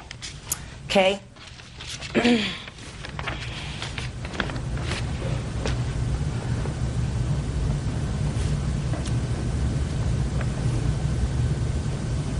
Miss Olivencia, you indicated to me that your friend here, who you had dropped off in the morning, did not come out. That's what you just indicated to me, correct? I dropped her off in the evening, 6 o'clock. Or in the evening, and then went back to pick her up, and you said she did not come out. Yep. Well, this report indicates that the one involved party was leaving in a gray Toyota, and the other party was standing in front of the administration building. I assume that was you. Yes, ma'am. Stop the gray Toyota. Is your car gray? My car is like a tan. What's your license plate number? That's the tag number. bearing Massachusetts tags and identified the operator as Rebecca Olivencia, that's you. A passenger in the vehicle was identified as Janika Cruz. That is wrong, because my cousin was with me. And they took my cousin's ID. And they also know that Janika, yes, she did go Just a at second. 6 o'clock. Just a second. That's what the detective wrote, that the passenger in the car was identified as Janika Cruz. Step up here. Then he goes on to give me a whole story here about something about a boyfriend. Who were you there to visit? I was visiting my boyfriend, my daughter's father. What's his name? Victor. Do you know Victor? He's a neighbor of mine. Anything other than a neighbor? No, well, he was. He can't remain in that building either. Was he ever a boyfriend of yours? No, Miss. Was he ever a boyfriend? No, of ma'am, yours? no, ma'am. Did you ever go out with him? No, ma'am. But you know him? Yep. So the connection between the two of you is through her. Judge Judy continues in a moment. Stephanie shows up in a car full of guys who tell me to get out. It looked like they wanted to fight me. So then one of them puts on a bandana around his face. And then he started like putting his hand in his pocket like if he had something, like a gun or something. Real cases, real people. Judge Judy. Rebecca Olivencia says her car was damaged during a fight with Stephanie Henry. Stephanie says she kicked the car because Rebecca wouldn't let go of her hair. You knew her from this person who was never your boyfriend, who you No, never we know dated. each other from her boyfriend, which is now my ex-boyfriend. Ah, well, so we have somebody else. Which is her boyfriend or her fiance. Who used to be your boyfriend? Used to be my boyfriend about going on 3 years ago. And did you like each other before this happened? We didn't know each other. We met each other one time, and then from there we just couldn't get along. We fought when I was 6 months pregnant. Who fought? Me and Stephanie. From there we didn't get along, whatever. Did you know about this fight that they had? I had no idea about it. How long have you known her? I've known her for a couple of years now. How long is a couple? About 2-3 years. And when was this fight while you were pregnant? 1999. No, year 2000. I was 6 months. Before this incident happened in May? Yeah. Yes. So if you were friends, you mean she didn't tell you that she was assaulted? No, because we're not always together. We're not She didn't best tell you friends. that she was assaulted? No. I never knew about it. That's unusual. This also says, Miss Olivencia, that you told the detective there that you did not wish to pursue the matter any further and did not care about the broken headlight. That is not true. I never even spoke to that detective, as a matter of fact. Olivencia states that she was attacked first by Henry, that's you, and didn't know who Henry was. She said that they just pulled each other's hair and exchanged words. Well, that's true. So there were a lot of things, according to you, that are wrong in here. Okay, now let's hear about the second assault. Okay, the second assault happened after Janika asked me to go bring her to pick up her daughter. Give me the date. That was the same day. That was probably a half an hour later. Okay. I had told Janika, well, I don't know if I should go over there, but seeing that she's my friend and I was Go doing over her where? a favor, to Piedmont Street, which is where she lives and which is where her daughter was at the grandmother's house. Go ahead. Okay, so I get there, and Janika steps out of the car, and then she shows up, Stephanie shows up in a car full of guys, like 4 guys. They all jump out of the car. They start cursing at me to get out of the car. I lock my doors. I roll my windows up. I told Janika, get in the car because these people are getting crazy. Anyways, the guys are yelling at me, telling me to get out. It looked like they wanted to fight me. So then one of them puts on a bandana around his face. And the only thing showing was his eyes. And then he started like putting his hand in his pocket like if he had some, like a gun or something. Anyways, my cousin started going nuts. She started screaming. She was making me nervous. I told Janika, get in the car. Janika wouldn't get in the car. She was trying to talk to them. And I just took off. When I was taking off, she ran to my car and she kicked the side of my door. And I rode right to the police station and I told them about it, and that's when I seen the damages that she did to the door. I'll hear you. Okay, Your Honor. Can I continue with the ending? Okay. Like I said, after she let go of my hand, she tried to hit me with my child. And she turned around and tried to go. You told me that. You told me that you were protecting yourself and you kicked it in her taillight. Yes, wait, ma'am. Yeah, go ahead. And as she was driving off, like I said, her friend, the passenger, her cousin, she claims, threw a large amount of hair out the window and said, "Here's your hair, B," calling me the B word, and drove off, okay? Then after that, one CO came over to me. He asked me for my identification, to look for warrants, to check our records and everything, and then they had pulled her over, and they were speaking with her down the street, okay? My son's godfather had came and picked me up with his friend, okay? And they brought me home, and by the time I got to my apartment building on Piedmont Street, Miss Cruz, Miss Olivencia, her cousin, and some black, I don't know who the black female was surrounded my neighbor, who is a friend of mine who also was going to be a witness, appeared here. They surrounded her with her 7-year-old son behind her. Why, you saw this? No, as we pulled up, we seen them, yes, and they all scrambled in the car. You just want to tell me what you saw. As we pulled up, we seen all 4 of the girls surrounded my friend, my neighbor, with her son with her, and as we pulled up, my son's godfather jumped out of the car and he said, "Who tried to attack Stephanie holding her son?" And I told him it was the driver, and he said, "Get out of the car. Why did you try to attack her holding the child?" We wanted to call the police and hold her there because she was at my place of residence, and Miss Cruz does not belong there either. I have no trespassing on her. So according to you, somebody, one of your friends, went up to her and told her that she had no business being around your neighborhood. Exactly. Your block. And then what happened? And there were 2 other neighbors that had came up from the neighborhood. There were 2 other neighbors that came up from the neighborhood. And Miss Olivencia was cursing at one of them, calling him stupid, and saying things to the person. And he got And where very was upset. she sitting or standing when She was in her calling car with her window down a little. Okay. Go And ahead. she was telling him, "Shut up," he was stupid, cursing at him, and he was the one that damaged her car. I don't know who, he's a neighbor, he lives in the neighborhood, I don't know his last name. I spoke with Janika Cruz about this. She said she didn't want any involvement in this. I said, well, I don't know who they were, because she said that Mrs. Olivencia wanted it for her insurance company. And I said, well, I don't know who those 2 men were, because they were from the neighborhood. They were trying to help my witness, my other witness that was there, the girl that they surrounded that they tried to jump. They came out and they tried to stop them from jumping her. Okay, she wasn't jumping anybody. She was in her car with the window rolled Before up. she got into the car, Your Honor? But then she was in the car. Yes, but then just listen to me. But then she was in the car. When she's in her car, she's not surrounding anybody. Judge Judy continues in a moment. Whatever you did to each other in that parking lot, or whether you started to pull her hair, you went to her house, and that was stupid. Real cases, real people. Judge Judy. Rebecca Olivencia claims Stephanie Henry kicked her car during a fight outside of a men's prison. You say you have a restraining order against her? Let me see it.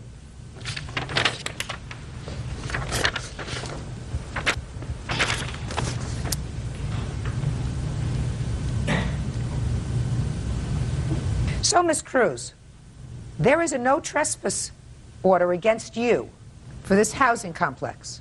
Yes, there is. So what were you doing there on May 11th? She did that. I got that trespassing notice after the fact, and I called Stephanie back up, and she said, yes, I did it because of my boyfriend. Told her. Just a second. When were you served with this notice? I was served with that notice May 18th. Afterwards? Afterwards, after the fact. You have any proof she was served with this notice before? It doesn't have a date on it. No, Your Honor. They were waiting to serve that to her. They didn't know her location. So they didn't serve it on her before May 11th? No, they had it already for her. Now, were either of you arrested as a result of these incidents? No, ma'am. No. Did either of you file criminal complaints against the other? Yes, ma'am. Yes, I went right to the police station and I told them. And so you both did? Yeah. What happened with those cases? We dismissed that. Why? All we did was pull hair and smack each other. That was it. I don't think we deserved to get a record over that. So. And why did you dismiss it? I have 3 children, Your Honor. It's very hard for me to go to court all the time with 3 children. How old are your children? 7, 2, and 1-year-old. Where is their father? Mr. Wilfredo Ilaraza is incarcerated, and the other father I'm not with. When I see the damage for the taillight only, please. And I have the pictures of the other. How many children do you have? I have 1. I have the pictures of the other damage. I'm not interested in the other damage. I have a feeling that both of you ladies deserve each other.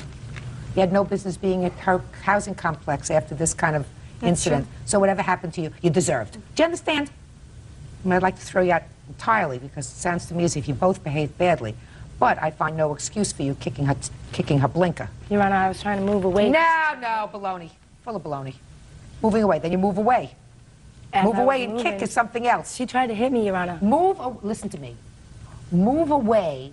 Walk to someplace safe when you I have went your like baby this in your with my hand. son, Yeah, and I my know. foot hit her I blinker. understand. Believe me, madam. I understand. Mm-hmm. Judge Judy will continue in a moment. Get out of here. Parts is $101. Body labor, $195.20. That you'll pay for yourself. Ridiculous. A, whatever you did to each other in that parking lot, you did to each other. Whether you started to pull her hair or she started to pull your hair, both acted like idiots. My problem is that after this altercation, you went to her house. I didn't go to her house. To her apartment complex. And that was stupid. It was. So if your car got damaged going to her apartment complex, you pay for it. You pay for your own stupidity. But I find that you had absolutely no reason to kick her car. I also find that this is an inflated estimate of repair. So I'm going to give you the cost of the parts, which is $101.26. You paid to have it fixed yourself. That's all. Judgment for the plaintiff, $101. Versus Mosley. Parties have been sworn in, Judge. You may be seated. Young folks, have a seat, please. The mothers were not at this birthday party, is that right? That's correct.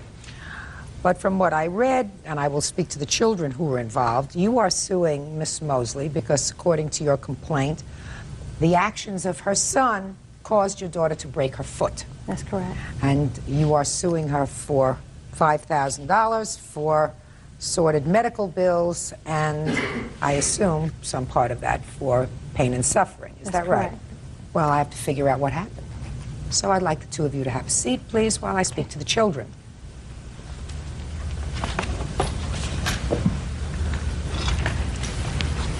You're Felicia. Yes, ma'am. How old are you, Felicia? I'm 12. And whose birthday party was this? One of the kids there, but I don't know their names. I was invited by my mom's friend's daughter. And I gather that they had in the backyard one of these enclosed things where you go in and jump around? Yes. I've seen them. My grandchildren have them at their parties. And there's walls all around it. And kids sort of go in, they take off their shoes, and they jump around like crazy. Yes, ma'am. Is that right? Yes, ma'am. And you were in this apparatus, and Devon was there. Yes. How many other kids were in the jumping apparatus? A couple of them, but some couldn't go in there because they were wet, because they were swimming. So tell me what happened when you were inside. Let me see. When I first went in there, I was jumping around, and Devon kept pulling me over, pushing me down, and Rachel down. I told him to stop, and he just kept on doing it. And then I told him to stop at the point where he stopped. Then what happened was he started saying, like, I want to pick my pillow, I want to jump on my pillow, and I love my pillow like an armadillo and things like that. And then he started... He was just being a boy. Yes, and then what happened was he was jumping on top of girls, and he was on top of girls, they would ask him to get up and all that stuff. And then other girls, they just didn't pay attention, they didn't let him off. So what I did was I dragged him off saying, get off of her, because I didn't, that's not fair that he was on top of her. So you went over where he was involved with another child, and you physically pulled him off. Yes, I said, get off of her. No, listen to me. You physically pulled him off. Yes, I did. Okay, what happened next? And then what happened was he started doing it to me. And then what happened What do you mean he started doing what to you? He started jumping on top of me. Okay. And then he started to do it more, and I told him to stop. Then he got on top of me and said, how come my pillow has such soft legs? I said, get off me. And then he started saying that, how come my pillow has such a big butt? And then I said, just get off me, back up before I slap you. It didn't feel right. He just was talking about my body and saying this and that. And then it just got to the point where I got mad and I hit him physically. And then... Where did you hit him? Hit him on the back, trying to get him off me. He was on top of me. I was trying to hit him on the back, right? Because I got so sick of it. I went to go get a drink of water. I stepped out the apparatus and I went to go get a drink of water. And there's so many kids, you know, I didn't notice that he was still in there. Then he was in there, and I said, oh, not you again. And then he said, I want to rape my pillow. I just looked at him like disgusted at him. And then what happened was some of his friends or some other friends, guys came in. By this time, there were a lot of people in there. Yes. Ah, okay. Because we started out with just a few, now we got to a lot. There were a lot of people in there. Yes, ma'am. And you're still in there? Yes. Okay. You haven't gone out for your drink of water yet? Yes, I have. Did you go out and come back? Yes, because I didn't notice that. Just a second. So you went out and got your water, and then you came back? I didn't realize that he was in there, ma'am. Don't tell me what you realized. You went out, you came back? Yes, ma'am. Okay, and then what happened? And then what happened was his friends came in there, and then they started like tackling me and pushing me down, kicking me, punching me. And then I was just like on the balloon floor, and what happened was I got kind of fed up, and I got mad, and I started hitting them back. And then what happened was I got mad at a full adrenaline force. I just started hitting them back, and then I started hitting them back, and then okay. And then I just hit Felicia, I want you to hold on a second. Okay. And try to compose yourself. You want to take some water? Fine. Okay. Now, Felicia, they were pulling you. No, they were like hitting me, punching me. Where were they hitting you and punching you? They were like on the right side of the balloon. They started hitting me, pushing me. And I don't know if the adults thought. I'm not talking about pushing. That's what you do inside those things. You push everybody down and you jump on top of them. I mean, that's what that stupid thing is for. I'm talking about punching. Yeah, they hit me. They kicked me. I saw Davon. They hit me. They were wrestling me like you do on TV. And then what happened was Davon. That's his friends. Right, and then Davon, he was doing flips on me. He missed me several times or more, and then he started coming at me, towards me, and I kicked him away from me. I pushed him because I got mad. I started hitting his friends in self-defense. And then when I was leaving, someone said, "Look behind you." I looked behind me. I saw a foot come at me. And so when I went to when I touched the ground, I saw my foot go like that and it bent. And while I was crying and suffering, they were all, I'm going to say a couple of curse words. Will you allow me? They were saying this is in trouble and call the ambulance and all that stuff and just making fun of me and laughing and just saying derogatory remarks at me. And then when they lifted me up and put me on a chair, I saw behind me and he was just playing a Game Boy. And he didn't even apologize. And you got hurt and you broke your foot. Yes, I had to get surgery. Okay. Let's hear. Well, everyone in the jumper was wrestling, and she came in and she asked could she play. So we started playing, and then, like, she got out because she said she didn't want to play anymore. And she came back in, and we were all wrestling, and we were having flip contests, and I accidentally hit her because she was in the way. And then Who were you wrestling with? Well, the guys were wrestling with the girls. And then I stopped wrestling with her. I started wrestling with my cousin. And I pinned my cousin on the ground. And then she came over and she dragged me and she said, "Get off," and she kicked me. And then everyone else started wrestling again. And like there was water and soap on the ground from the kids who were swimming. So it was slippery and she was leaving and I slid and I hit her. And she fell out and twisted her leg. Well, when you slid and hit her, is that the exact moment that she fell down? Yes. So you did, in fact, kick her? Yes. And according to you, it was a little bit of an accident? Yes, it was. Maybe. Judge Judy continues in a moment. Anything else that you would consider sexual? What does that mean? Austin. Well, think harder. Real cases, real people. Judge Judy. 12-year-old Felicia Hunter says 11-year-old Devon Miller broke her foot while clowning around in a jumping apparatus. How many times did she hit you? I'm not talking about playing around and pushing. I'm talking about hitting you. About twice. And how many times did she pull you off this other girl that you were on top of? Just once? Were you annoyed with her? Kinda. I stopped playing with her. But you were annoyed with her. Did you think she was acting like a jerk? Yes. Why did you think she was acting like a jerk? Because I wasn't playing with her and she just started hitting me. Because she was interfering. Is that right? Yes. So you thought she was butting into your business? Yes. I have a couple of other questions to ask you, Devon. So far, you've been very honest with me, which is in your favor. Were you saying anything to her about sleeping on your pillow? No. And did you say anything to her like I that? didn't say anything to her. I told my cousin that she was my pillow. Okay, but when you're playing, you're not whispering that to your cousin. You're No. sort of saying it loud, right? Yes. So she was right there, so she heard you. Devon, right? Yes. So far, you're doing okay, Devon. Don't let me down now. Did you say anything, Devon, about her having a soft part of her body? No. Nothing else about raping your pillow? No. Anything else that you would consider sexual? No. What? What does that mean? I was thinking. Well, think harder. You don't go to jail for this, Devon. This is just the time for honesty. Okay? So let's hear. No. Nothing else? Nothing. Did you say anything to anybody else there about her of a sexual nature? No. You knew her from before this party? No. Or was it the party the first time you ever saw her? First time. Really? Did you know the other kids at the party? Not Some of them? everyone. What did you think of her, Devon, when she first started to play with you? I thought she wanted to play because we were all wrestling and she just started playing. Now, Felicia, why did you go back into the jumping apparatus when you left and went and got a drink if it was unpleasant in there? I didn't notice that he was in there. I know what these things look like. Unless there are 50 people in there, then you notice somebody is in there. Or you look if somebody has made your life unpleasant. Yes, ma'am. Right? Right. You know, you're 12? Yes, ma'am. So you're smart enough. If somebody's made your life unpleasant in there, you look. You say, I'm not going back in there because those guys are acting a little too wild. Because they were all acting a little wild. That wasn't my fault. Right. Okay, now I'll see the moms. No, I want your kids to stay up there. If you can stand, can you stand up on your foot, Felicia? I can't put any weight on it. No, I mean, but can you stay with your mom? Yeah. Or you want to sit down? I'll stay. Okay. All right, so you got to the party, took her, she was x-rayed, foot is broken. This happened late August, is that right? Right. And you have substantial medical bills? Yes. Okay. Do you have health insurance? Yes.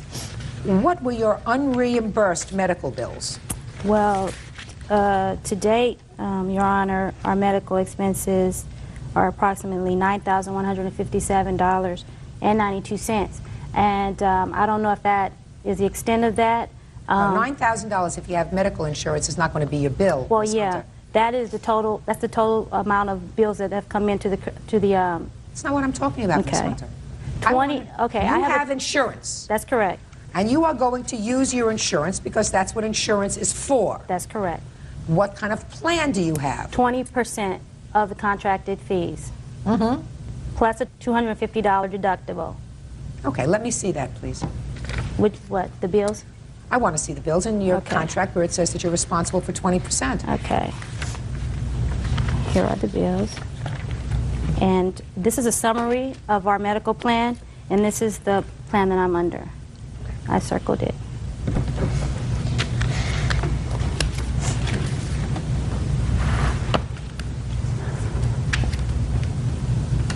Okay.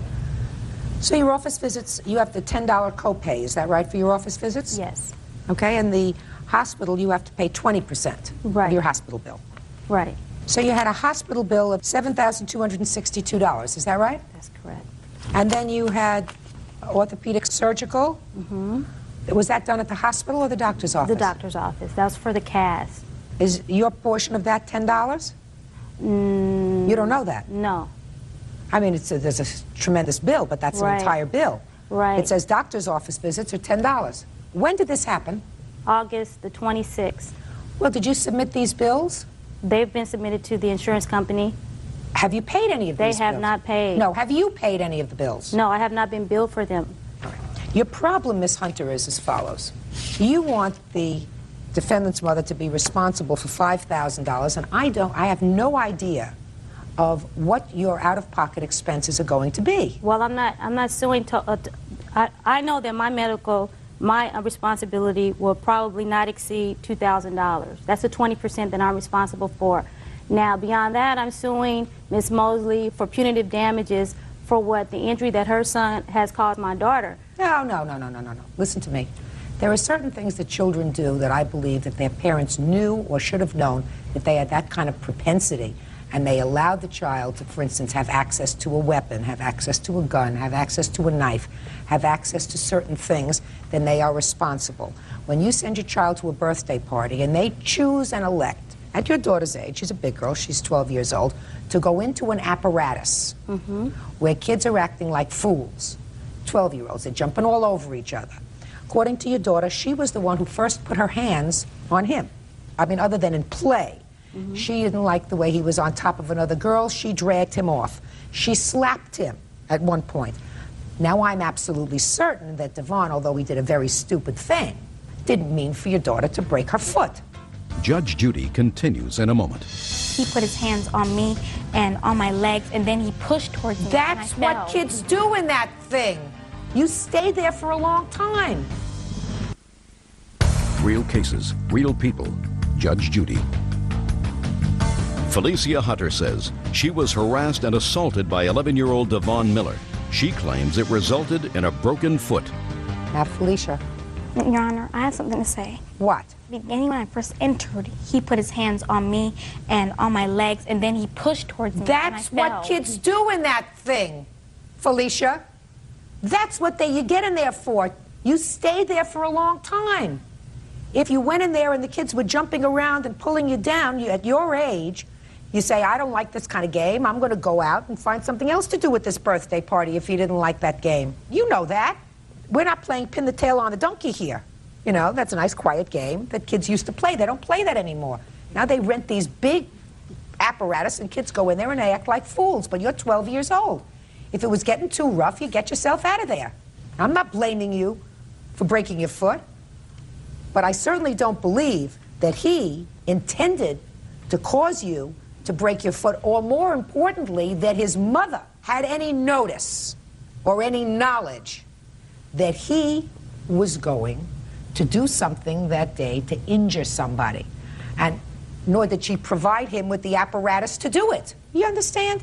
If a parent, for instance, leaves a set of car keys in the car and leaves a 6-year-old in the car, and the 6-year-old manages to turn on the car and drive, and the car starts to roll and they injure somebody, then the parent is responsible for the action of the 6-year-old or the 8-year-old or the 10-year-old or the 12-year-old. But in this case, what proof do you have that this woman had any inkling that her son was going to do something like that? Well, I don't, but she is responsible for the actions of her child. Just a second. There you are right to this extent, Miss Hunter. There's no question that Devon here gave her a little nudge when she was getting out of the jumping station, right? You say it was an accident, you slipped on water. I'm not so sure, Devon. Judge Judy will continue in a moment. I believe that Miss Mosley would be responsible for your unreimbursed medical bills. He caused the damage. Somebody's got to be responsible for out-of-pocket. And I believe that that should be Miss Mosley. But you don't know what your out-of-pocket is yet. We're going to do this. You wait until you get a statement as to what your insurance paid. Okay. Miss Mosley, you will be responsible for any unreimbursed medical bills. I can tell you both that you should be able to handle this without coming back to court and say, here are my bills, here are the checks that I was given from the insurance company, here are the outstanding bills, you cover them. If you can't do that, I'll dismiss your case without prejudice. You can come back to me with the bills, and I will order her to pay that. Do you understand? So let's be perfectly clear. Okay. You're suing for $5,000. There is no way that I am going to award you punitive damages against Miss Mosley because there is no indication that she knew her son would be involved with that kind of physical activity on that day. Okay. I do, however, believe, as I indicated, that between the two of you, you should not have any out-of-pocket expenses. Okay. Your daughter wasn't too smart. She's not blameless in this thing. She stayed there. She participated in the frivolity, right? Yes. She did put her hands on him. Yes. So I don't believe that either one of these two kids entered that arena that day intending that she end up with a broken foot and all that surgery that was required to make her whole again. Okay. So do you want me to enter an order that, Miss Mosley, you will be responsible for any unreimbursed medical bills as they are presented to you? Yes. Good. That's all. We'll prepare an order that the defendant shall be responsible for any unreimbursed medical claims arising out of this incident.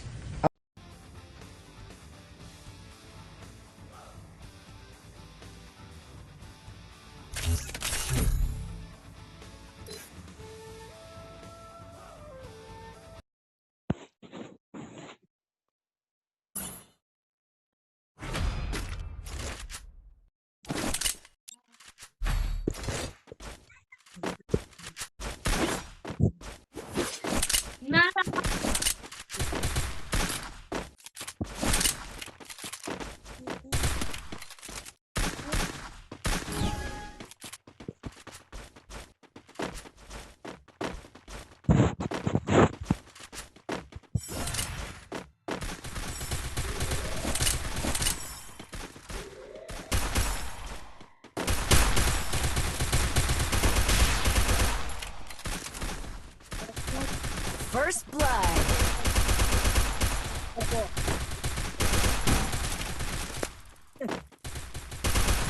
Double kill.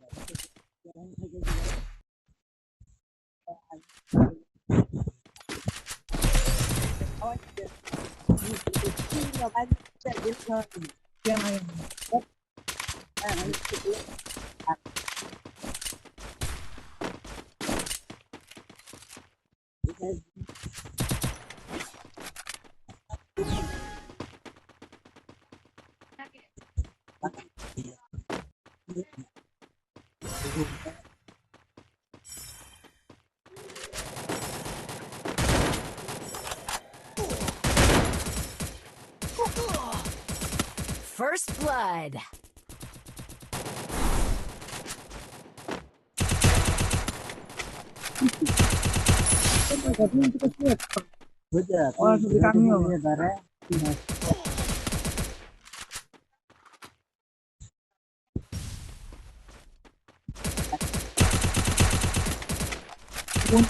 Double kill.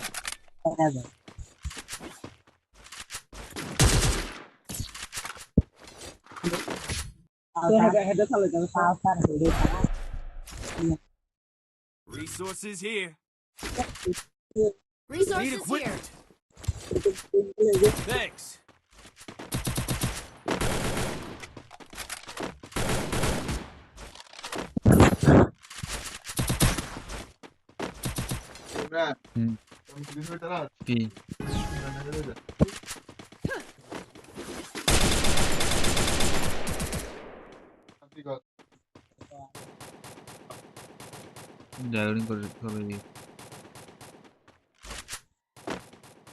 First blood.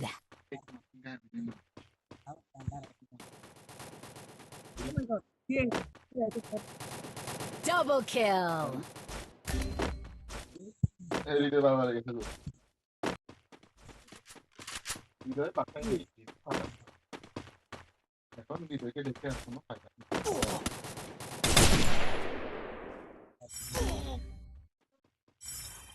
Double kill.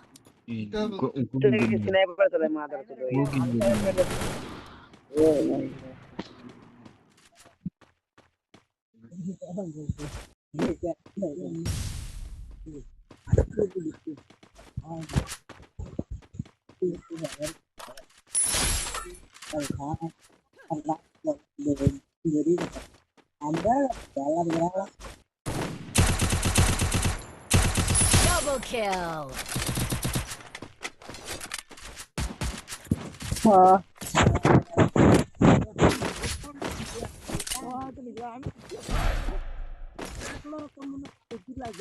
Resources here.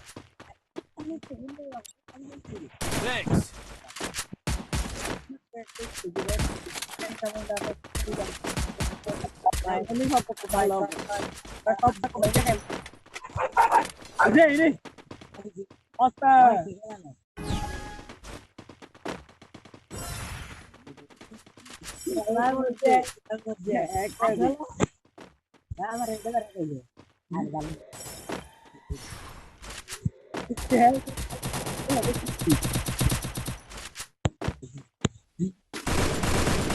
First blood.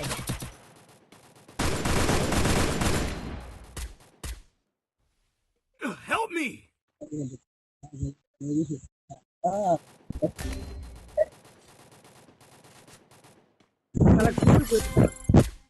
Help me. Help me.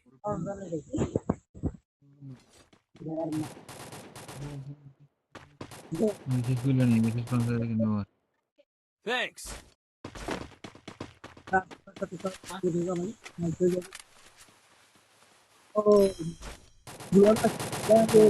Double kill.